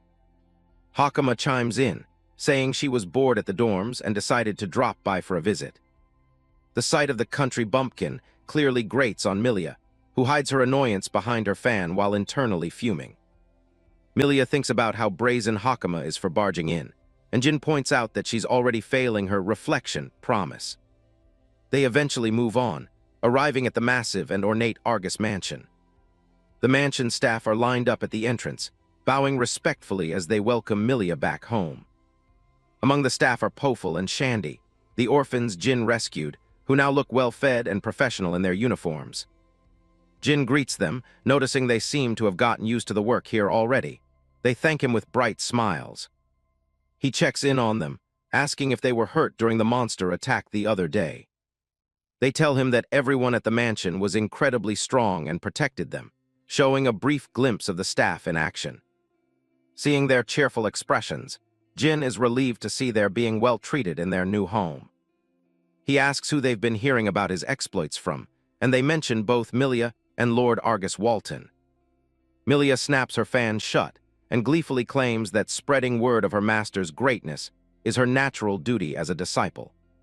She turns to the children, telling them that if they're the same race as Jin, they should strive to follow his example. As they walk, Shandy whispers to Jin that Milia used to be incredibly strict with them until just recently. He adds that she's become quite a bit kinder lately, leaving Jin to wonder about the sudden change in her personality. The group reaches a set of large, ornate double doors at the end of a grand hallway. Poful knocks on the door and announces that she has brought Shido Jin as requested. Jin enters a dimly lit sitting room where Argus Walton and Hardin Gunslot are waiting for him. Hardin looks over with a stern and focused expression, his arms crossed over his chest. The children bow and leave, closing the door behind them as Jin stands before the two leaders. Argus Walton, the blonde holy knight, welcomes Jin and apologizes for the sudden summons. He gestures toward the man sitting next to him, preparing to introduce the guild master. The focus shifts to Hardin Gunslot, whose scarred face and wolf ears give him a rugged, intimidating appearance. Hardin stands up and shakes Jin's hand, formally introducing himself as the guild master of the royal capital. He admits that he witnessed Jin's incredible performance during the recent crisis and was deeply impressed. Hardin reflects on the giant corruptor, nodding that the country would have been lost if Jin hadn't intervened. To Jin's surprise, the powerful guildmaster bows his head low in a sincere gesture of gratitude for saving the nation. Jin remains composed and humble, simply stating that he only took down the largest threat among many. Argus chimes in, suggesting that if thanks are to be given, they should also go to the holy knights who managed the aftermath. Hardin watches Jin closely, nodding his lack of greed and wondering what his true intentions might be. Jin sits on the couch, looking at the two leaders across from him while Milia and Hakama watch from behind. He asks if they've said everything they needed to say. Argus Walton shakes his head, leaning forward slightly. He explains that because of the scale of the recent incident, the royal family itself has requested a meeting with Jin. A sharp focus on Jin's teal eye shows him processing this development. Argus adds that before any such meeting can happen, there's a vital clarification he needs to make. Hardin Gunslot takes the lead, his expression stern as he asks the question directly, "Who exactly are you?" Hardin explains that his guild has members stationed in every corner of the country, ensuring no information escapes his reach. He admits that he's already had Jin investigated, only to find that there is absolutely no record of his existence anywhere in this land. Argus joins in, his tone making it clear that he expects total honesty this time without any room for evasion. In the background, Milia and Hakama look on with visible anxiety as the interrogation intensifies. Argus demands to know where Jin actually came from. He narrows his eyes, questioning what Jin's true purpose was for coming to this country in the first place. Jin remains calm under the heavy pressure, as Argus waits patiently for an answer that makes sense. The room falls silent as the two high-ranking officials stare Jin down, demanding to know the truth behind his sudden appearance. Argus's gaze is unwavering, his posture reflecting the authority of a holy knight commander. Jin sighs and brushes a hand through his silver-white hair, looking more weary than defensive. He tells them plainly that he wasn't actually trying to hide anything. He explains that he simply kept quiet because he didn't think anyone would actually believe the truth, even if he told them. To his surprise, Argus maintains a small smile and promises that if the words come from Jin, he is prepared to believe them. Jin's expression softens slightly, appreciative of the knight's blunt willingness to trust him. He finally drops the bombshell, revealing that he is actually a human who has lived for over 100 million years. The revelation leaves both leaders stunned. Jin adds that he is the one known as the Taboo of Kodama Village, further cementing his impossible identity. Argus is visibly sweating as the pieces click into place. He realizes that Jin is the legendary human who had been slumbering behind the sealed door for eons. Hardin rubs his chin, admitting that while the story is hard to wrap his head around, he finds himself believing it nonetheless. Milia beams with pride, internally gloating about how her teacher was the one to open the ancient door in the Academy's underground that was supposed to stay shut. She recalls the massive, imposing metal vault door that Jin managed to bypass with ease. Milia speaks up, reminding the men that her brother and his knights have all witnessed Jin's overwhelming power firsthand. Argus looks back at his sister, his face still pale from the shock of the truth she's so casually confirming. Despite the tension, Milia looks absolutely delighted to be associated with such a legendary figure, while Argus struggles to maintain his composure. Jin leans back, explaining that he had been sleeping in an underground facility right here in this nation for all those millions of years. He clarifies that his primary reason for traveling to the royal capital was simply to gather information and catch up on the current state of the world. Hardin leans in, crossing his arms and asking what specific kind of information Jin was hopping to find. Jin holds up a single finger, stating that there are two main things he's looking for. The first is more information on the creatures they call corruptors. He leaves the two men completely speechless by revealing that those same monsters existed back in his era, 100 million years ago. Jin Shido stares forward with a cold, piercing gaze. He explains that under normal circumstances, these creatures shouldn't even be walking the earth in this era. Across the table, Argus and Hardin listen as the gravity of the story settles in. Argus asks for an explanation, and the answer is simple. It's all tied to the ancient power of spirits. Jin takes them back 100 million years, describing a world where spirits were harnessed through massive, complex towers spread across every continent. These colossal machines were the lifeblood of the old world, glowing with a constant, humming blue energy. Blasts of pure light shot directly into the sky, cutting through the atmosphere with incredible force. From deep space, the planet was a web of glowing lines as that energy blanketed the entire globe. The conversation shifts to the corruptors, grotesque monsters that thrive only in the most toxic and polluted corners of the world. But the spirits acted as a natural cleanser, raining down from the sky like glowing shards to purify the land and incinerate anything tainted. Hardin leans in, puzzled as to why these monsters are still around today. Jin admits that even with his knowledge, the finer details are still a mystery. He shifts slightly in his seat, his expression as unreadable as ever. Jin activates his cube, projecting a sharp blue hologram into the air. He reveals that according to an old contact of his, these corruptors aren't just lingering, they're actively evolving. The sight of the advanced technology leaves Hardin sweating, his eyes wide with shock. He can barely wrap his head around the fact that he's looking at a literal relic of an ancient civilization.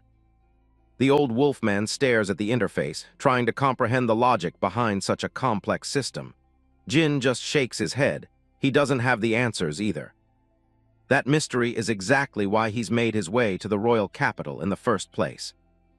He intends to dig through the city's archives to see how people have been fighting these things, hoping some useful records survived the ages. But his real mission goes deeper. He's also tracking down clues about the ancient laboratories that were scattered across the world long ago. He drops a bombshell.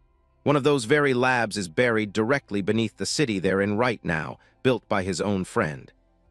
While he tells them he's searching the world for these sites, he keeps the best part to himself. Those labs hold the key to restoring his original power. He settles back, adjusting his gloves as his eyes turn sharp and focused. Everything he's doing serves a single, ultimate goal: to wipe the corruptors off the face of the planet for good. The heavy mood in the room is broken as a maid, and a young boy arrive at the door to check on them. Hardin lets out a long breath, calling it a wild story. Argus sits back, the weight of the revelation finally sinking in. Despite the insanity of it all, the blonde knight gives a confident smile. He decides to trust the story, knowing they both share the same desire to stop the corruptors. He warns Jin to be careful, though. Telling a tale like that to the wrong person is a quick way to get labeled a lunatic. Jin gives a slight, knowing smirk. He knows exactly how he sounds to someone from this era. Argus looks over at Hardin to see where he stands. The old lord doesn't hesitate. If the knight believes him, then he's on board too. He looks at Jin with newfound respect, nodding that someone with bad intentions wouldn't have risked their life to defend the castle like he did. A sharp knock at the door brings their private conversation to an abrupt end. The maid enters with a young boy in tow, politely interrupting to let them know that their scheduled appointment is drawing near. Hardin stands up, surprised that time has slipped away so quickly while they were talking. Argus looks back at Jin with a teasing grin, clearly having some sort of plan in mind. The protagonist just stares back, a question mark practically floating over his head as he wonders what they're up to. Outside, the heavy wheels of a royal carriage begin to turn, grinding against the stone pavement of the estate. The white and gold carriage rumbles toward the distant, towering spires of the royal palace under a clear blue sky. Beside the carriage, Jin catches his reflection in the mirror. He has been dressed in formal military attire for his royal audience. He grumbles to himself about why he even had to change clothes. Argus sits across from him, looking quite amused. He tells Jin the outfit actually suits him surprisingly well. He mentions that the girls back at the mansion were all praises, but Jin just sighs. To him, the clothes are stiff and a total pain to move around in.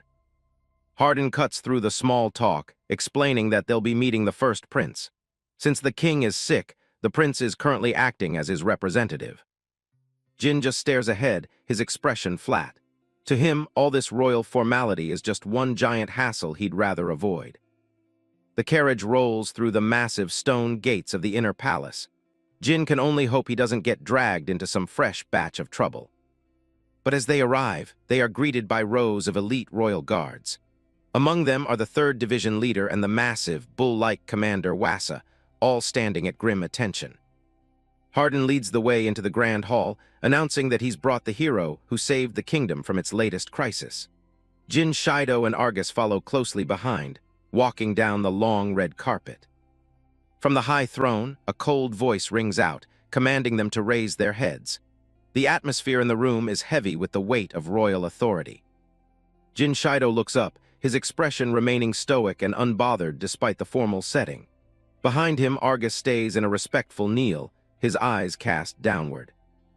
The protagonist takes in the scene, his ice-blue eyes sharp as he finally comes face to face with the ruling power of this era.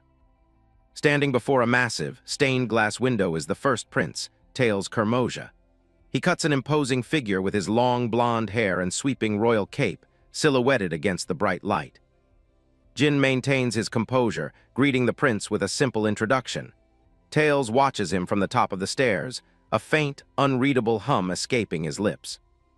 The prince explains that since his father is bedridden, he is acting as the crown's representative. He offers a shallow word of thanks, telling Jin he's done well in defending the capital. Tails notes that according to Hardin, Jin hails from the tiny settlement of Kodama village. Jin and his allies remain kneeling, listening as the royal continues his assessment.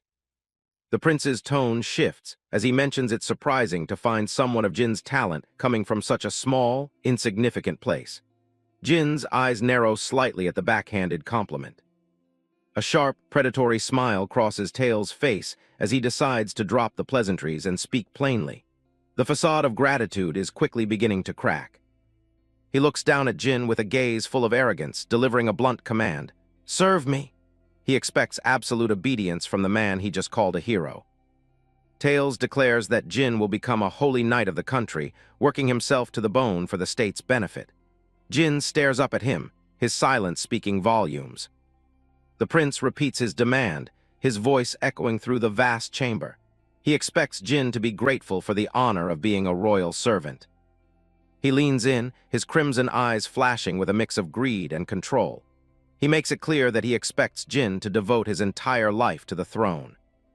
Jin Shido's expression turns cold, his glowing eyes fixed on the man above him. The tension in the air is thick enough to choke on. Tails lets out a mocking laugh, asking if something is wrong. He's growing impatient, waiting for the answer he considers inevitable. Hardin starts to speak up, reminding the prince that they were the ones who invited Jin here. He looks worried, realizing the audience is going south fast.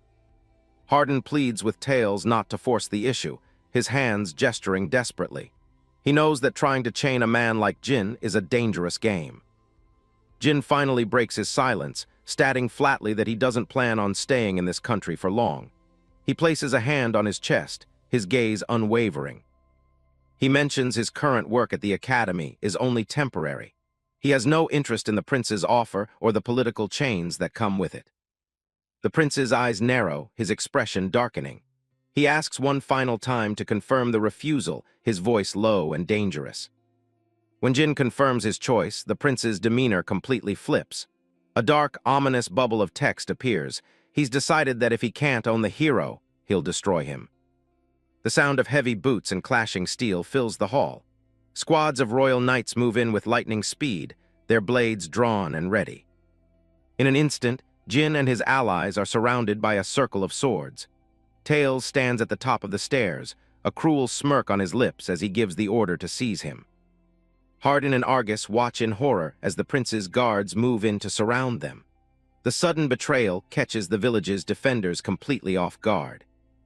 Tails Kermoja looks down from his pedestal with a cold, hollow expression. He drops the facade of gratitude and brands Jin a traitor who is plotting to overthrow the entire state. An image of the massive, sealed ancient door flashes through the room, a relic of the world's deep history. The prince uses its existence as the foundation for his manufactured lie. High above the hall, Tails looms over his subjects like a god of judgment. He claims that Jin was the one who broke the seal on that door, letting out a corruptor to destabilize the kingdom. A twisted smile tugs at the prince's lips as he leans into the performance. He even suggests that Jin's heroic defense of the capital was nothing more than a self-staged act to gain public favor. Hardin's face contorts with a mix of fury and pure shock at the blatant fabrication. The sheer audacity of the accusation leaves the veteran lord nearly speechless. Jin Shido remains perfectly still, his eyes narrowing as he absorbs the situation.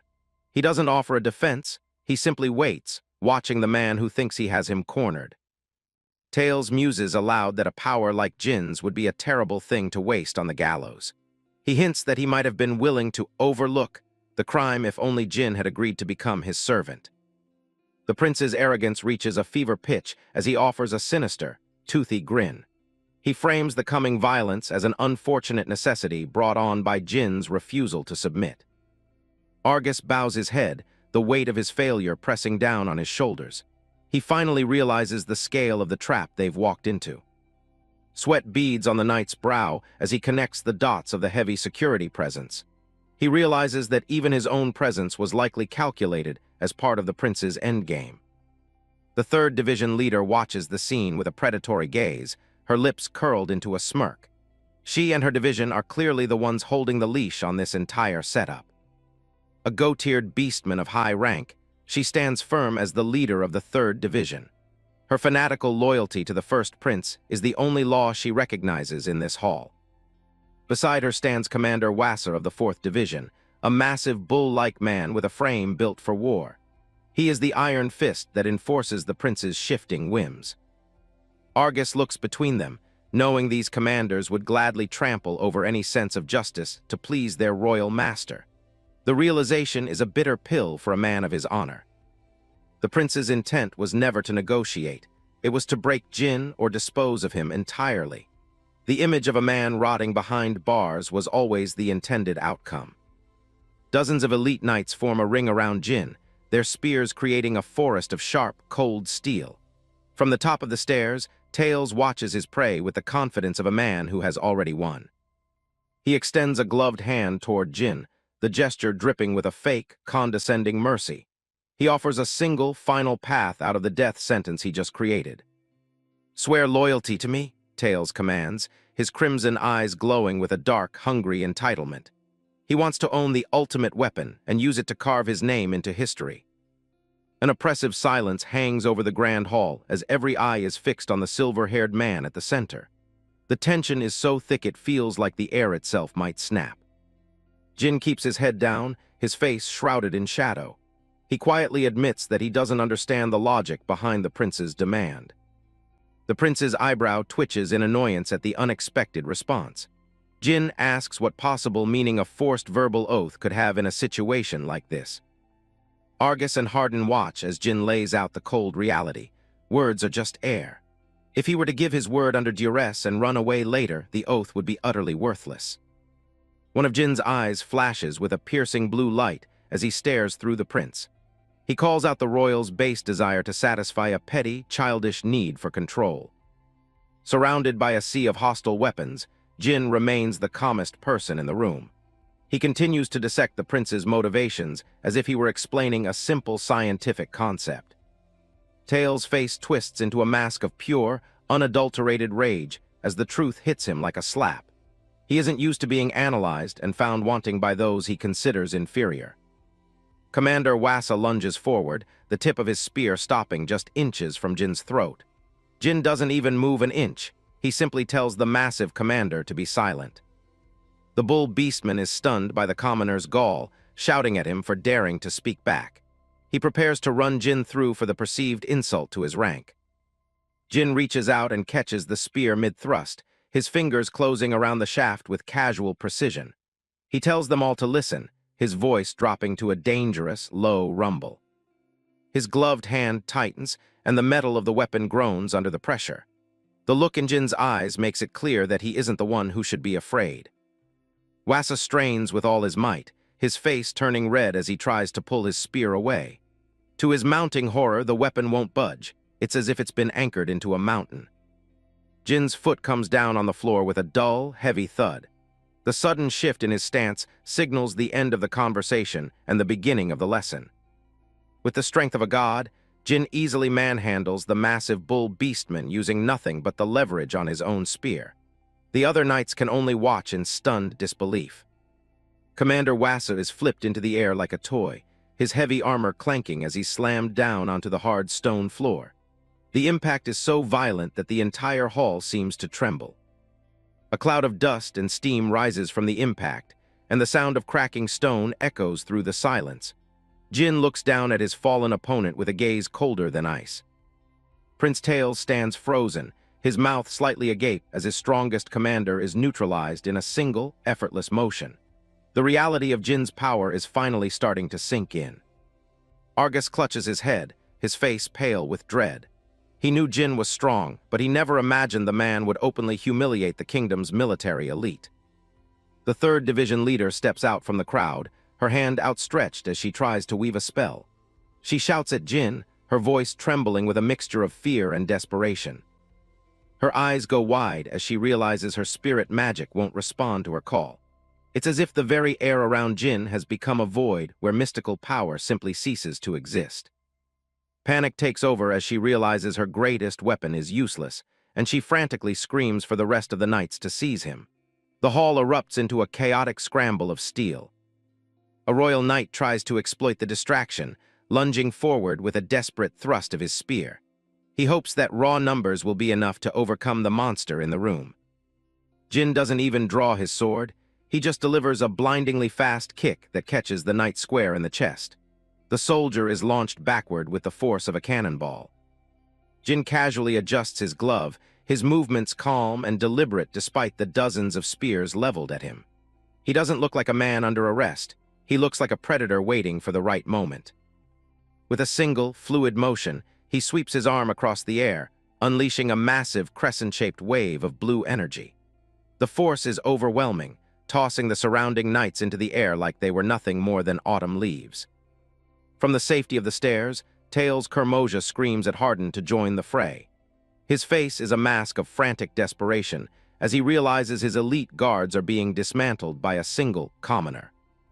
Argus watches the chaos with a grim, conflicted expression, his hand hovering over the hilt of his sword. He stays silent, his eyes fixed on the man who just redefined what it means to be a human. Hardin stands his ground, his arms crossed as he watches the spectacle with a deep, knowing frown. Behind him, Argus prepares to fulfill his duty, his face etched with the weight of the impossible choice he has to make. Argus draws his blade with a trembling hand, sweat beads rolling down his face. He tells Jin not to take what's about to happen personally, forced to choose his loyalty to the crown over his respect for the hero. Tails Kermosier erupts into a fit of manic, high-pitched laughter that echoes through the grand hall. He declares that it doesn't matter if Jin is captured alive or dead, as long as the ultimate weapon is contained. The prince points a trembling finger at the center of the hall, screaming for his men to capture the intruder at any cost. The audience hall has become a slaughterhouse of ego and steel. Jin stands at the epicenter of the carnage, a crackling aura of blue energy and thick smoke swirling around him. The pressure of his presence is so immense that it seems to be warping the very light in the room. A massive pillar of brilliant blue light erupts from the floor, blinding everyone in the hall. The knights can only shield their eyes in shock as their target simply vanishes into thin air right before their eyes. Tails Kermosier stands alone on the red carpet, looking around frantically like a cornered animal. He mutters that letting someone as dangerous as Jin roam free is a risk the kingdom can never afford to take. The remaining knights are left standing in a daze, their weapons held aimlessly as they realize their quarry is gone. A low, confused murmur ripples through the ranks as they search for any sign of the silver-haired intruder. The 3rd Division leader barks out orders, her face twisted in a snarl of pure fury. She demands that her men search every inch of the hall, unable to believe that a single human could just disappear from a locked room. Smoke and dust slowly settle on the empty floor where Jin was standing just moments ago. The echo of his cold, calm voice still lingers in the air, explaining that his only goal is to protect the people. Tails Kermosier suddenly feels a chill run down his spine and turns his head with a start. Behind him, a shadow has appeared out of nowhere. Jin is standing right at his back, a silent, lethal presence. Jin's face is a mask of cold, uncompromising intent as he stares down at the terrified prince. He delivers a chilling warning, stating that he has no mercy for villains who cast a shadow over the lives of innocent people. Jin looms over the first prince, his ice-blue eyes glowing with a predatory light that seems to see right through the royal's soul. He asks a simple, terrifying question: which kind of person is Tails really? In a complete reversal of power, Jin holds his blade to the prince's throat in front of his entire court. The dozens of knights stay frozen in place, knowing that any movement will mean the immediate death of their master. Jin calls him out by his full title, First Prince Tails Kermosier, stripping away any pretense of royal authority. He makes it clear that in this moment, a crown means nothing against the edge of a sword. Close up on the prince's face, which has gone as pale as death. His crimson eyes are wide with the realization that he is just 1 inch away from the end of his life. The goat-eared 3rd Division leader shouts at Jin from across the room, asking if he even realizes the consequences of his actions. Jin simply replies with a short, firm, "I do," his voice echoing with absolute certainty. She grits her teeth, her face a mask of helpless rage, as she watches her prince being held like a common prisoner. Jin calmly explains that he is only resisting someone who tried to force something completely unreasonable upon him. Commander Wassa, the massive bull beastman, cringes on the floor as he trembles with fear. He asks if Jin truly intends to oppose the entire country and everything it stands for. Jin looks back at him with a deadpan expression, his eyes glowing with that same otherworldly blue light. He tells the commander that he isn't the one opposing the country. The corrupt leaders are the true enemies of the people. Hardin watches the standoff with a pained expression, seeing his world crumble in front of him. He knows that if the rules had been followed and the requests were reasonable, Jin would have shown the royalty the respect they craved. Argus stays silent, his eyes fixed on the man he once called a hero. He reflects on Jin's words, realizing that the prince brought this catastrophe upon himself through his own greed. The 3rd Division leader stands with her division, her expression one of frustrated, impotent silence. She can't find a single word to argue against the cold, hard logic of the man holding her prince hostage. Commander Wassa remains pinned to the ground by his own fear. his face pale as he listens to Jin's final warning. Jin makes it clear that if they plan to use force to get their way, they can't complain when he uses it right back. Close up on Jin's mouth as he continues his lecture, his tone devoid of any emotion. He tells the room that he wants to ask one more thing before this encounter reaches its final conclusion. Jin leans in close, his voice a low, chilling whisper that only the prince can hear. He asks if Tails really thought every living person would simply bow their heads and go the way he wanted them to. Tails Kermosia stares blankly into the distance, his eyes trembling with a mixture of terror and shock. He looks like a man who has just come face to face with a force he can't possibly understand or control. Jin's eyes glow with a blinding, ethereal blue intensity, his gaze piercing through the prince's carefully constructed facade. He waits for an answer, his presence filling the entire audience hall with a suffocating pressure. Suddenly, the massive doors at the far end of the hall burst open, and a new presence enters the room. A wide shot shows the knights and commanders turning their heads in surprise, their focus shifting toward the entrance. A pair of delicate, blue-heeled feet step onto the red carpet, a luxurious and ornate gown trailing behind. The mysterious newcomer walks with a calm, regal grace that immediately commands the attention of everyone in the room. A beautiful young woman with long, silver lavender hair and fur-tipped ears walks into the light of the hall. She wears a friendly, practiced smile as she asks if she might join the conversation as well. The woman is revealed to be Charlotte Kermosia, the second princess of the kingdom. She stands gracefully before the tense group, her presence immediately de-escalating the violent atmosphere with a single look. Commander Wassa looks up from the floor, his face filled with a mixture of immense relief and awe. He breathes out her name, Lady Charlotte, as if she were a guardian angel sent to save him from certain death. Argus lets out a long, weary sigh of relief, his shoulders finally relaxing as he sheaths his sword. He mutters to himself that she made it just in time to stop the audience hall from becoming a tomb. Argus watches as the princess glides past him toward her brother, her eyes fixed on the man holding him at sword point. He thinks to himself that he'll leave the rest of this mess to the one person who can actually handle it. Charlotte Kermosia lets out a playful, mocking laugh as she looks at her brother's pathetic state. She asks if he's having quite a fun time with his little power trip, her voice dripping with royal sarcasm. Tails Kermosia looks at his sister with an expression of pure, unadulterated hatred. He mutters her name, Charlotte, through gritted teeth, clearly despising her for stealing his moment and his control. Close-up of Tails Kermosia's crimson eye as he glares at his sister. Even in this humiliating position, his pride and his hatred for his sibling are the only things keeping him from collapsing entirely. Tails Kermosia stares directly at Argus with a look of pure irritation. He has pinned all the blame on the knight, branding him as the one who sabotaged his entire plan. Charlotte Kermosia lets out a weary sigh, her hand resting on her neck as she looks at her brother with thinly veiled annoyance. She tells Tails that his behavior is troubling, adding that she should have been invited if a hero was being honored. A faint, mocking smile plays on the second princess's lips as she leans in closer to the confrontation. She pointedly reminds Tails that he isn't even their father's official representative in this matter. Close up on the first prince's mouth, his teeth bared and gritted in a snarl of absolute fury. The public reminder of his limited authority is a sting he clearly cannot stomach. Tails Kermosia stands rigid beside Jin Shido, his glare fixed on his sister with lethal intensity. He snaps back at her, declaring that the man standing before them is no hero at all. Pointing a finger directly at the silver-haired warrior, Tails brands Jin Shido a criminal who has dared to bare his fangs at the royal family. Jin remains perfectly still, his expression as cold and immovable as a block of ice. Charlotte Kermosia stands in the center of the hall, her presence commanding enough to make the battle-hardened commanders flinch. Below her, the massive bull beastman, Commander Wassa, trembles on his knees in the wake of the unfolding disaster. Commander Wassa looks up with sweat pouring down his face, his eyes wide with a mixture of terror and confusion. Charlotte's voice rings out again, asking with deceptive sweetness if the rudeness came from the prince himself.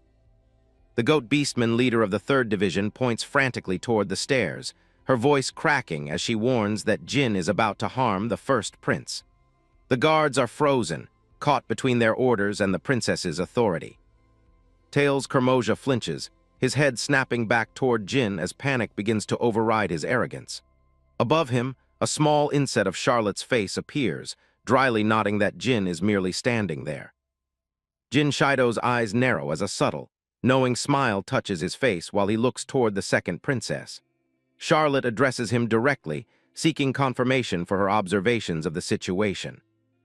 With a mockingly polite gesture, Jin Shido places a hand over his heart and bows his head slightly toward the royal pair. He calmly explains that his only intention was to stand behind the prince and ask him a single question. Tails Kermoja's face is shown in a tight close-up, his features contorted into a mask of pure, unadulterated hatred as he listens to Jin's explanation. The humiliation of being toyed with is clearly more than he can bear. Charlotte Kermoja rests her chin on her hand, her expression one of amused disbelief as she looks at her brother. She asks if he is truly so small-minded as to label a national hero a criminal for something as trivial as his positioning. Tails Kermoja stands with his fists clenched at his sides, his crimson eyes burning with a silent, murderous rage. He is trapped by his sister's logic and Jin's overwhelming presence, unable to find a way to strike back. Turning her back to the prince, Charlotte Kermoja addresses Jin Shido with a formal and respectful tone once more. The shift in her attention signals that her brother's tantrum is officially over as far as she is concerned. The second princess sinks into a graceful, perfectly executed curtsy, holding the edges of her ornate blue gown. She tells Jin that she won't demand his service to the crown, but asks if he would lend his help simply as a friend. Jin Shido looks down at the princess, the coldness in his ice-blue eyes finally beginning to thaw into a genuine smile. He accepts her offer without hesitation, agreeing to lend his strength when the country truly needs it. Charlotte Kermoja claps her hands together with a bright, cheerful laugh that breaks the lingering tension in the hall. She thanks him warmly, but notes that the blood-stained audience hall is hardly a fitting place for a proper conversation. The princess's blue heels click across the red carpet as she leads the way out of the room, her gown trailing behind her like a royal banner. In the background, Commander Wassa remains collapsed on the floor, a broken man amidst the ruins of the prince's plot. With a single, authoritative sweep of her hand, Charlotte Kermoja commands the entire room to stand down. She orders the guards to clear the way immediately and show the proper respect to her new friend. The 3rd Division leader and the remaining knights immediately sheath their weapons and bow their heads in a synchronized display of obedience. They reply with a sharp, disciplined, "Yes," as the princess's word becomes the new law of the room. Tails Kermoja glares at the retreating figures, his teeth gritted so hard that the sound of grinding bone seems to echo in the silence. He watches his sister strip away his authority with effortless ease, his hatred for her reaching a new peak. A wide shot shows a royal horse-drawn carriage departing from the massive stone gates of the castle. Inside, the sound of Jin's voice can be heard admitting that the confrontation in the hall was actually quite terrifying. Inside the plush interior of the carriage, Argus, blonde knight, sits across from Jin Shido, his expression one of lingering shock. He asks Jin directly why he would do something so incredibly reckless as to hold the first prince at sword point. A dark, looming silhouette of Tails Kermoja appears in Jin's mind, symbolizing the persistent threat the prince represents. Jin reflects on the strange, unsettling aura he felt from the royal, hoping that the danger he sensed was just his imagination. Close up on Jin Shido's eye, his gaze sharp and contemplative as he processes the events that nearly led to a massacre. He knows that his battle with the royal family is far from over. Charlotte Kermoja sits composed on the carriage seat, her hands folded neatly in her lap as she looks at her guests. She tells Jin that he doesn't need to thank her, as it was his actions that truly saved them earlier. The second princess bows her head slightly, her silver lavender hair falling forward as she offers a sincere apology. She explains that rather than being treated like a criminal, the hero who saved the country deserves the kingdom's deepest gratitude. Looking back up with a confident and regal smile, she formally introduces herself to Jin Shido as Charlotte, the second princess of the kingdom. It is a fresh start for a relationship that began under the shadow of a blade. Charlotte asks Jin to continue being a good friend to the royal family, her eyes full of a calculated warmth. Jin offers a simple, respectful yes in response, sealing their new and fragile alliance. Argus, blonde knight, looks between the two of them with a deeply troubled expression. He admits that he still cannot fathom why the first prince would take such a disastrously reckless action against a man like Jin. Charlotte's expression turns grave as she looks out the carriage window at the passing scenery. She begins to explain the truth behind her brother's actions, nodding that Tails is driven by a dangerous and unchecked ambition. A haunting flashback depicts a landscape ravaged by the fires of war, with knights clashing in a desperate struggle for territory. Charlotte reveals that once Tails takes the throne, he plans to plunge the entire continent into a series of bloody wars. In the present, Jin Shido listens with a stoic, unreadable expression as he rests his chin on a gloved hand. Charlotte suggests that the prince viewed Jin's sheer power as a potential obstacle that needed to be removed before his plans could begin. Charlotte Kermosia claps her hands together with a bright, reassuring smile that seems to chase away the dark omens of war. She promises Jin that she will not let her brother interfere with him or his life any longer. A wide shot reveals a quiet royal bedchamber, where a lone figure sits upon the grand imperial bed. Charlotte mentions that Hardin is currently in the middle of reporting today's events to their father, the king. Back in the carriage, Charlotte's eyes take on a sharp, determined glint as she looks at her companions. She declares with absolute certainty that she has no intention of ever letting her brother ascend to the throne. The second princess leans forward, her intense blue gaze locking onto Jin's. She asks him a final, heavy question, whether he is willing to believe in her and the future she envisions for the kingdom. Jin Shido looks back at her with a small, confident smile that matches her own determination. He gives her a firm, unwavering yes, fully aware of the political storm they are about to enter together. A high-angle shot shows the carriage rolling smoothly along a forest road lined with lush greenery. Above, the voices of Argus and Charlotte drift out, discussing the nature of the reward Jin deserves for his service. The carriage comes to a halt in a sun-drenched clearing just outside the castle walls. Charlotte and Argus stand by the door, surrounded by a small detachment of guards, as the princess remarks that a hero like Jin must be properly rewarded. Jin Shido steps out from the carriage, his gaze meeting Charlotte Kermosia's as she stands waiting on the manicured grass. She mentions having heard that he was currently staying at an inn, her expression curious but polite. The silver-haired warrior moves past the open carriage door while Argus, blonde knight, stands at a respectful distance, watching the exchange. Charlotte looks up at Jin with a bright, welcoming smile, the lush greenery of the estate grounds stretching out behind them. With a grand, sweeping gesture of her hand toward a massive structure just out of view, Charlotte Kermosia beams with pride. She announces that they have prepared a special reward for him, while Jin and Argus look on with expressions of quiet surprise. Charlotte leads the way with a bright smile, sweeping her arm out toward the property. She's been waiting to show Shido Jin what they've prepared for him. Jin stops in his tracks, his eyes widening as he takes in the view. The sheer scale of the gift seems to have caught him completely off guard. Standing before them is a massive, three-story villa that looks more like a palace than a house. Its white stone walls and grand columns gleam under the bright morning sun. Charlotte explains that the estate once belonged to a noble who left the capital long ago. She encourages Jin to make himself at home and use the entire place however he likes.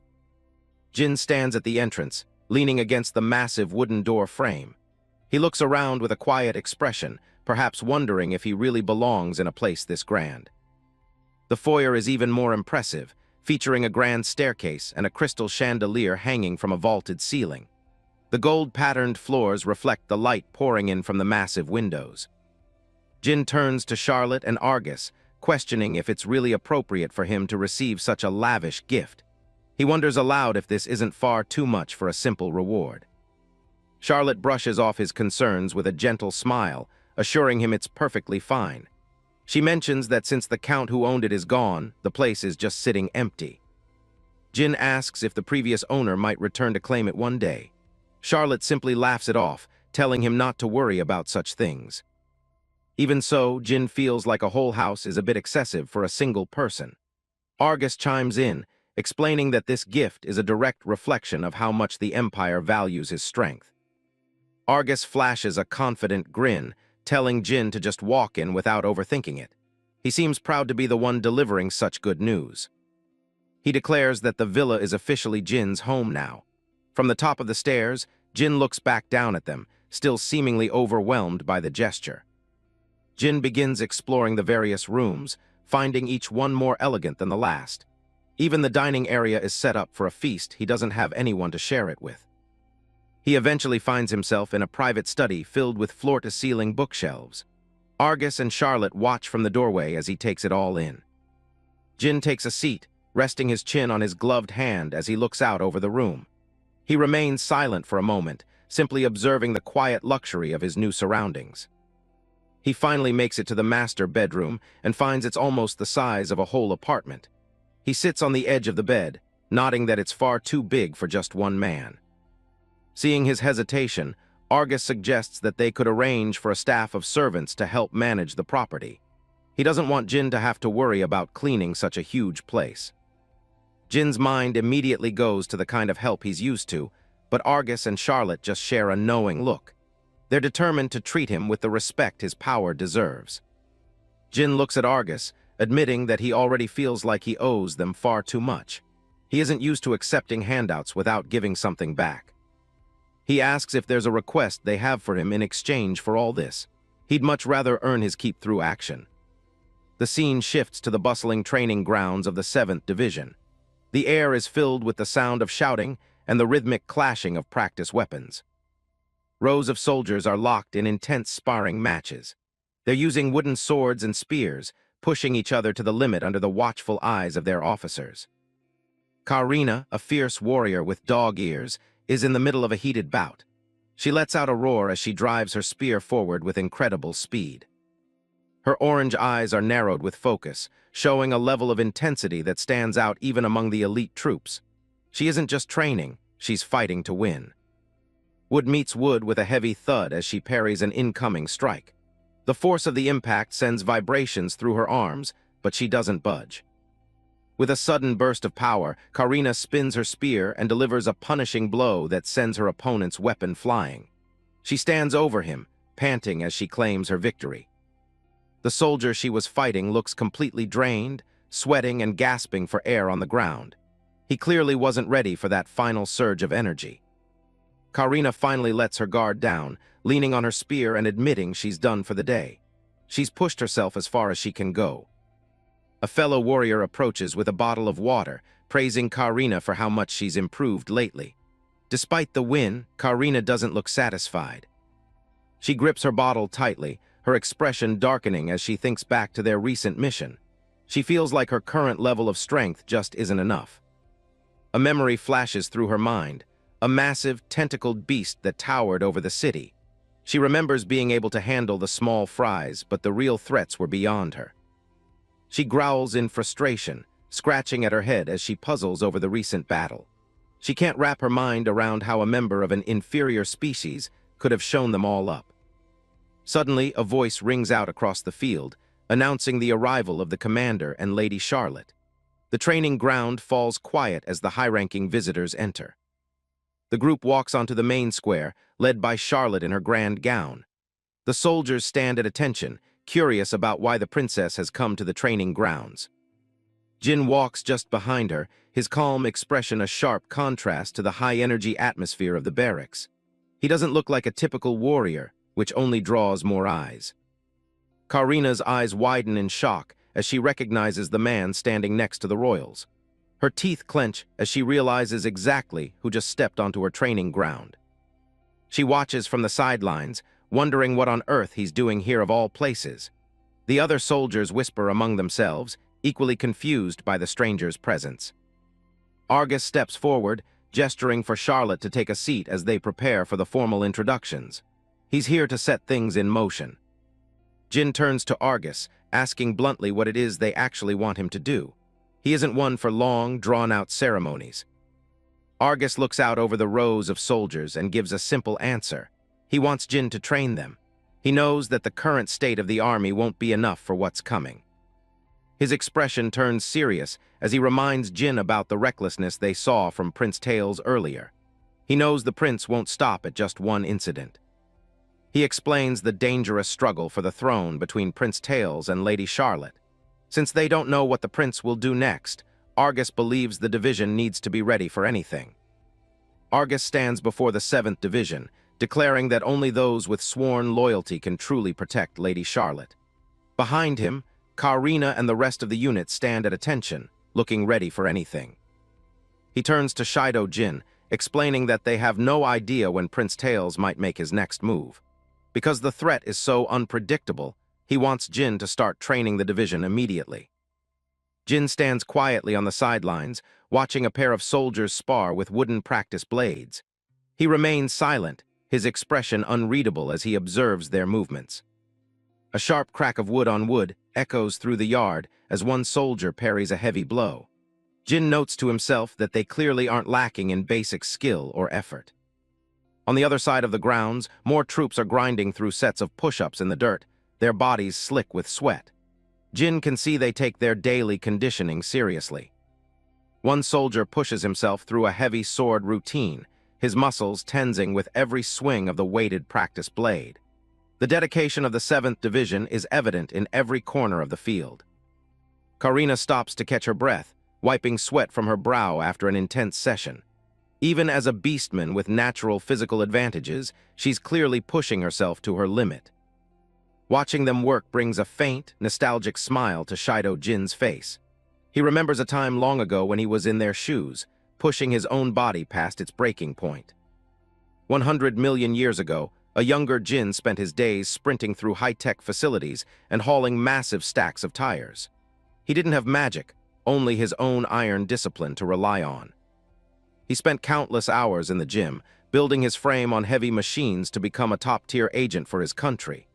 Back then, he trained as if his life depended on every single rep. Returning to the present, Argus calls for the entire unit to gather in the center of the grounds. He stands on the raised steps alongside Shido Jin and Princess Charlotte to address the troops. He announces that to take their combat readiness to the next level, they've invited the Empire's hero to serve as a special instructor. The soldiers look up with a mix of curiosity and respect.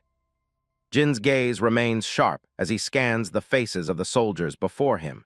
He's looking for something beyond just physical strength in his new pupils. Many of the soldiers are excited, whispering about how this is the man who single-handedly took down a giant corruptor. They seem more than ready to learn from a legend. Karina, however, stands with her hands on her hips and a skeptical look on her face. Jin knows that while most are ready to listen, winning over the stubborn ones will be the real challenge. Jin steps forward to address the group, his tone calm and professional. He tells them that before they get into advanced techniques, he wants to get a baseline for their stamina. He gives them a simple first task: start running laps around the massive training ground. The command catches them off guard, and Karina can't help but let out a confused shout. She isn't shy about speaking up, arguing that they already do physical conditioning every single day. In her eyes, they've already proven they have more than enough stamina. She steps forward aggressively, questioning if Jin just came here to waste their time with basic exercises. One of her comrades tries to quiet her down, but Karina is too annoyed to care. Argus shuts down his student's insolence immediately. He locks eyes with her, his gaze cold and unwavering. He offers a compromise, suggesting that they can change the training method if she thinks she's already at her peak. The suggestion clearly piques Karina's interest. Jin reaches up and unbuttons his noble coat, letting it slide off his shoulders. Underneath, he's wearing a simple white shirt, looking far more ready for action. He tosses the heavy coat aside and walks toward the weapon rack at the edge of the grounds. His movements are fluid and confident, drawing the eyes of everyone watching. He turns back to her, confirming if the spear is indeed her weapon of choice. Karina looks on in confusion, unsure of where this is going. Jin picks up a practice spear and tosses it into a ready position. He issues a challenge. If Karina can land even a single point against him, they can skip the running entirely. Argus and Charlotte watch from the sidelines, both looking intrigued by the sudden turn of events. Jin adds that there's no time limit, she just needs one successful strike.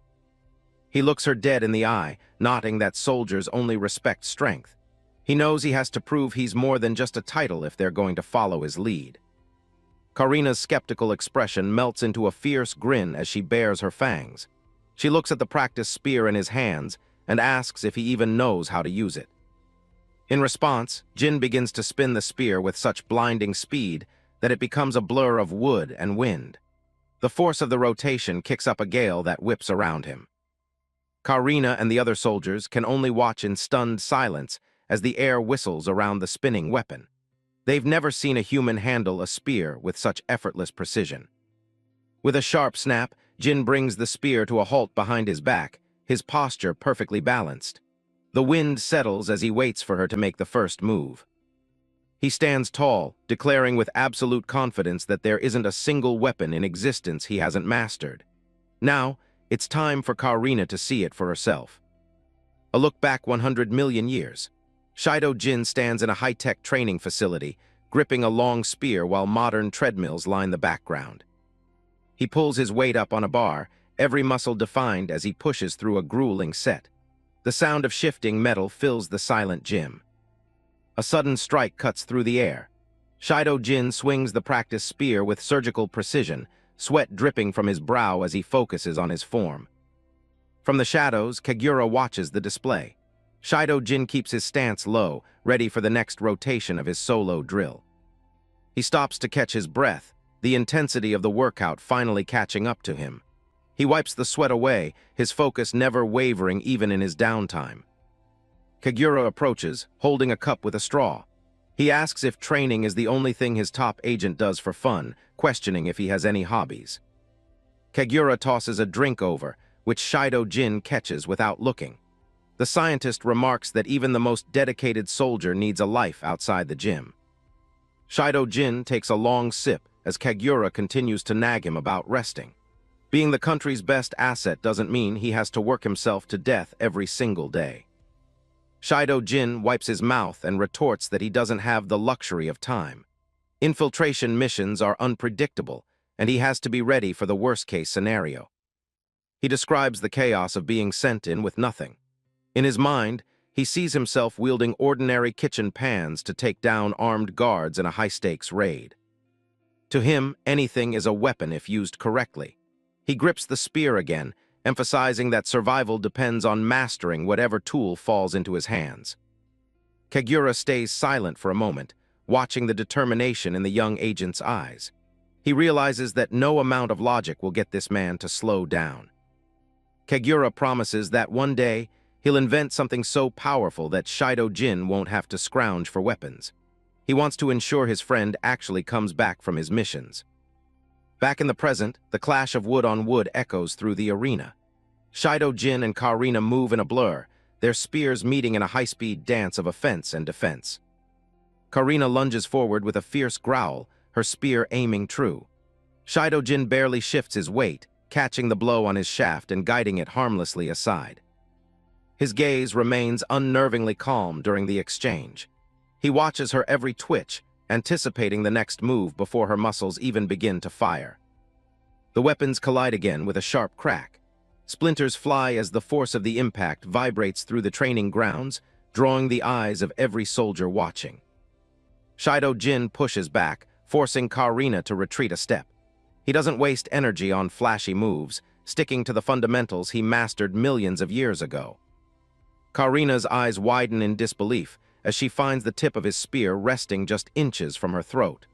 Her heart hammers as she realizes how easily he could have ended it. Shido Jin lowers his weapon, his voice steady.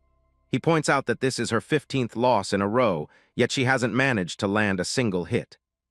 Karina grits her teeth, a frustrated growl rumbling in her chest. She refuses to accept that a human is outclassing her so thoroughly in front of her subordinates. She shouts for one more round and lunges again, her movements becoming more desperate. The spear whistles through the air, driven by pure emotion. Shido Jin parries the strike with a simple flick of his wrist. He doesn't even need to move his feet to stay out of her reach. The air pressure from the swing ruffles the air around them. Shido Jin stands his ground, waiting for her to recover her balance as she overextends. He acknowledges that her movements are fast and her reaction speed isn't half bad. It's a rare bit of praise, but it's delivered with the cold tone of an instructor. Karina lets out a scream and brings her spear down in a massive overhead arc. She's putting every ounce of her strength into this one final attempt to break his defense. Shido Jin catches the heavy strike, the impact echoing across the grounds. He notes that her raw power is impressive, but power alone won't win a fight.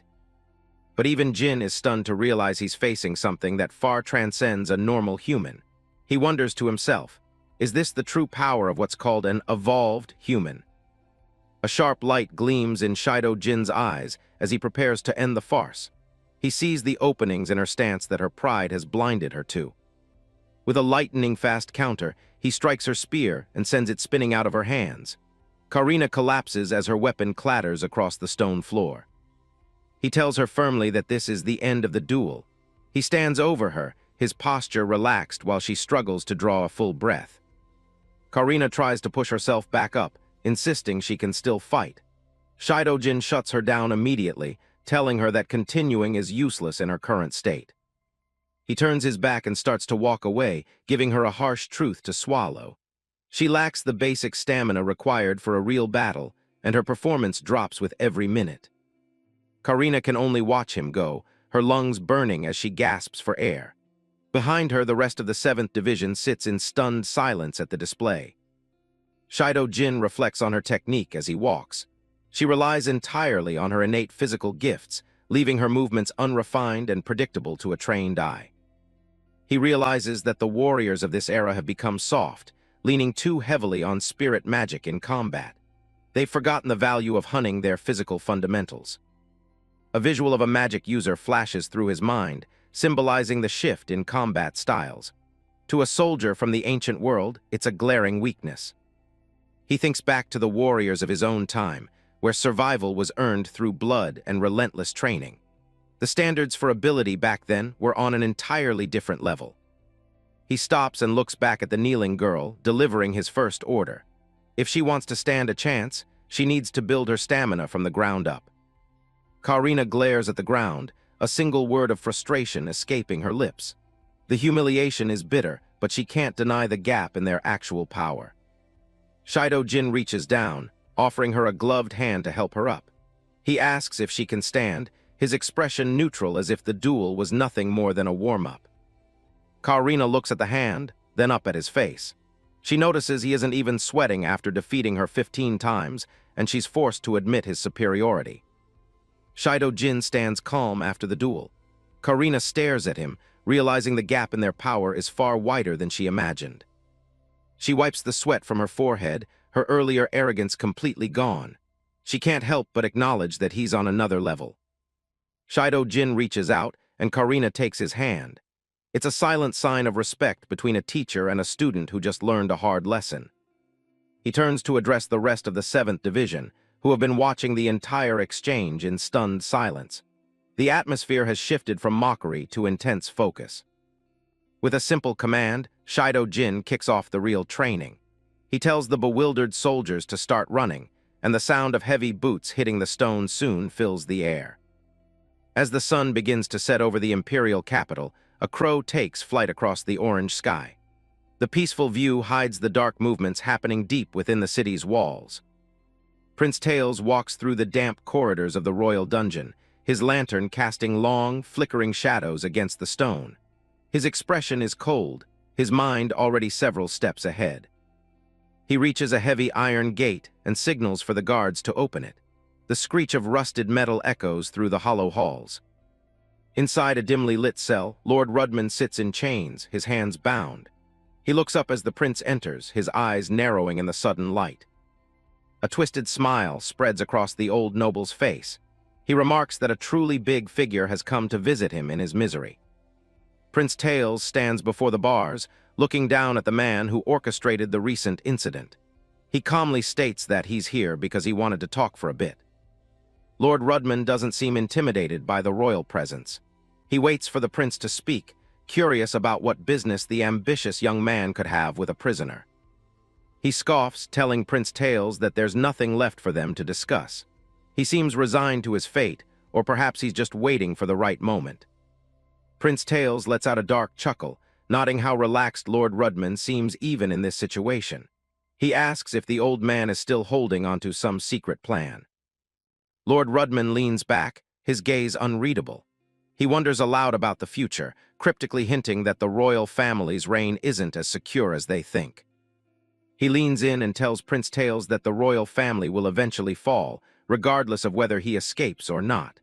Prince Tails just smiles, his red eyes gleaming with interest. Prince Tails places a hand over his heart, mocking the old man's dire prediction. He seems entirely unfazed by the threat of rebellion or collapse. He reaches into his cloak and pulls out a purple pendant that pulses with an eerie light. He asks if Lord Rudman's confidence comes from using this specific power. The sight of the artifact drains the color from Lord Rudman's face. He stares at the glowing gem as if he's seen a ghost. He stammers in shock, demanding to know how Prince Tails even knows about its existence. Prince Tails just smirks, asking if Lord Rudman really thought he was the only one in on the secret. Behind Prince Tails, the ghostly image of a corruptor appears, linked to the pendant. He identifies it as an invasion tool, a device designed to seal and manipulate dark powers. Prince Tails confirms that Lord Rudman most likely used this very tool to cause the chaos during the recent incident. His voice is smooth, but the threat underneath is razor-sharp. Lord Rudman starts to sweat, his composure finally breaking under the prince's pressure. Prince Tails tells him to stay calm, as the real conversation is only just beginning. He points out that Lord Rudman clearly despises the current royal family. He makes a sudden offer. Why shouldn't they join forces and change the status quo together? As Prince Tails speaks, he envisions the capital engulfed in flames. He believes his father and Charlotte are too weak to lead and that the country is destined to fall under their rule. Lord Rudman is taken aback, questioning if a prince is truly planning to destroy his own family line. Prince Tails doesn't hesitate, confirming that's exactly his intent. He believes the nation needs to be completely rebuilt from the ground up. He sees himself as the one to lead a new, more authoritative empire with a legion of powerful knights at his back. But for his plan to work, he needs the power of the invasion tools that Lord Rudman has been hiding. It's a high-stakes trade of power for a chance at a new world order. Lord Rudman thinks it over for a moment before agreeing to the deal. He says he doesn't mind the plan, but he expects something substantial in return for his cooperation. Prince Tails holds out the purple pendant, its light intensifying.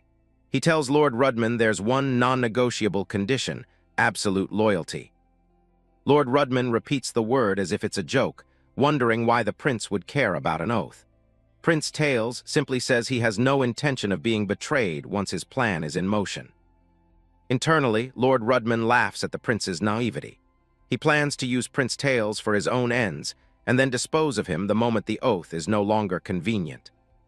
With a fake sense of resolve, he swears that he has no intention of abandoning the royal bloodline. He thinks his lie is perfect, but he's playing right into the prince's hands. He officially swears his loyalty to Prince Tails, his hand reaching toward the glowing invasion tool. He believes it's just words, a minor price to pay for his freedom. Prince Tails' smile widens into something predatory as the oath is spoken. He asks for confirmation, wanting to hear the words one last time. Suddenly, the pendant erupts in a violent surge of purple energy.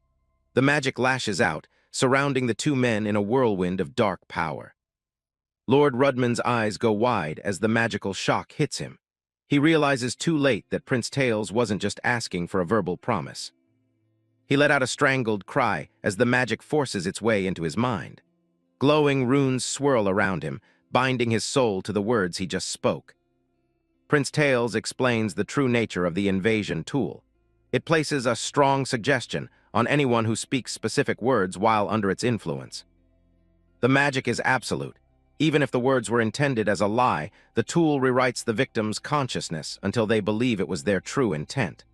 Lord Rudman's free will is being systematically erased. The light fades, leaving the dungeon in silence once more. Lord Rudman collapses to his knees, his head bowing low before the prince. When he looks up, his eyes have turned a hollow, glowing purple. He addresses Prince Tails as "My Lord," completely stripped of his own ambitions and ready to serve his new master. Prince Tails walks away from the cell, his long cape trailing behind him on the stone floor. He leaves Lord Rudman kneeling in the dim light, his mind now a mere extension of the prince's will. Tails' final words echo through the corridor, declaring that Rudman and everyone else are nothing more than pieces for him to use as he sees fit. Prince Tails crouches in front of the submissive Lord Rudman, his face lit by the warm glow of the library. He dismisses both Princess Charlotte and the noble, claiming that neither of them is the rightful ruler. As the sun dips below the horizon, Shido Jin leads the 7th Division on a grueling run across the stone courtyard. Behind him, Karina and the other soldiers push through their exhaustion, while Charlotte and Argus watch the training session from a distance.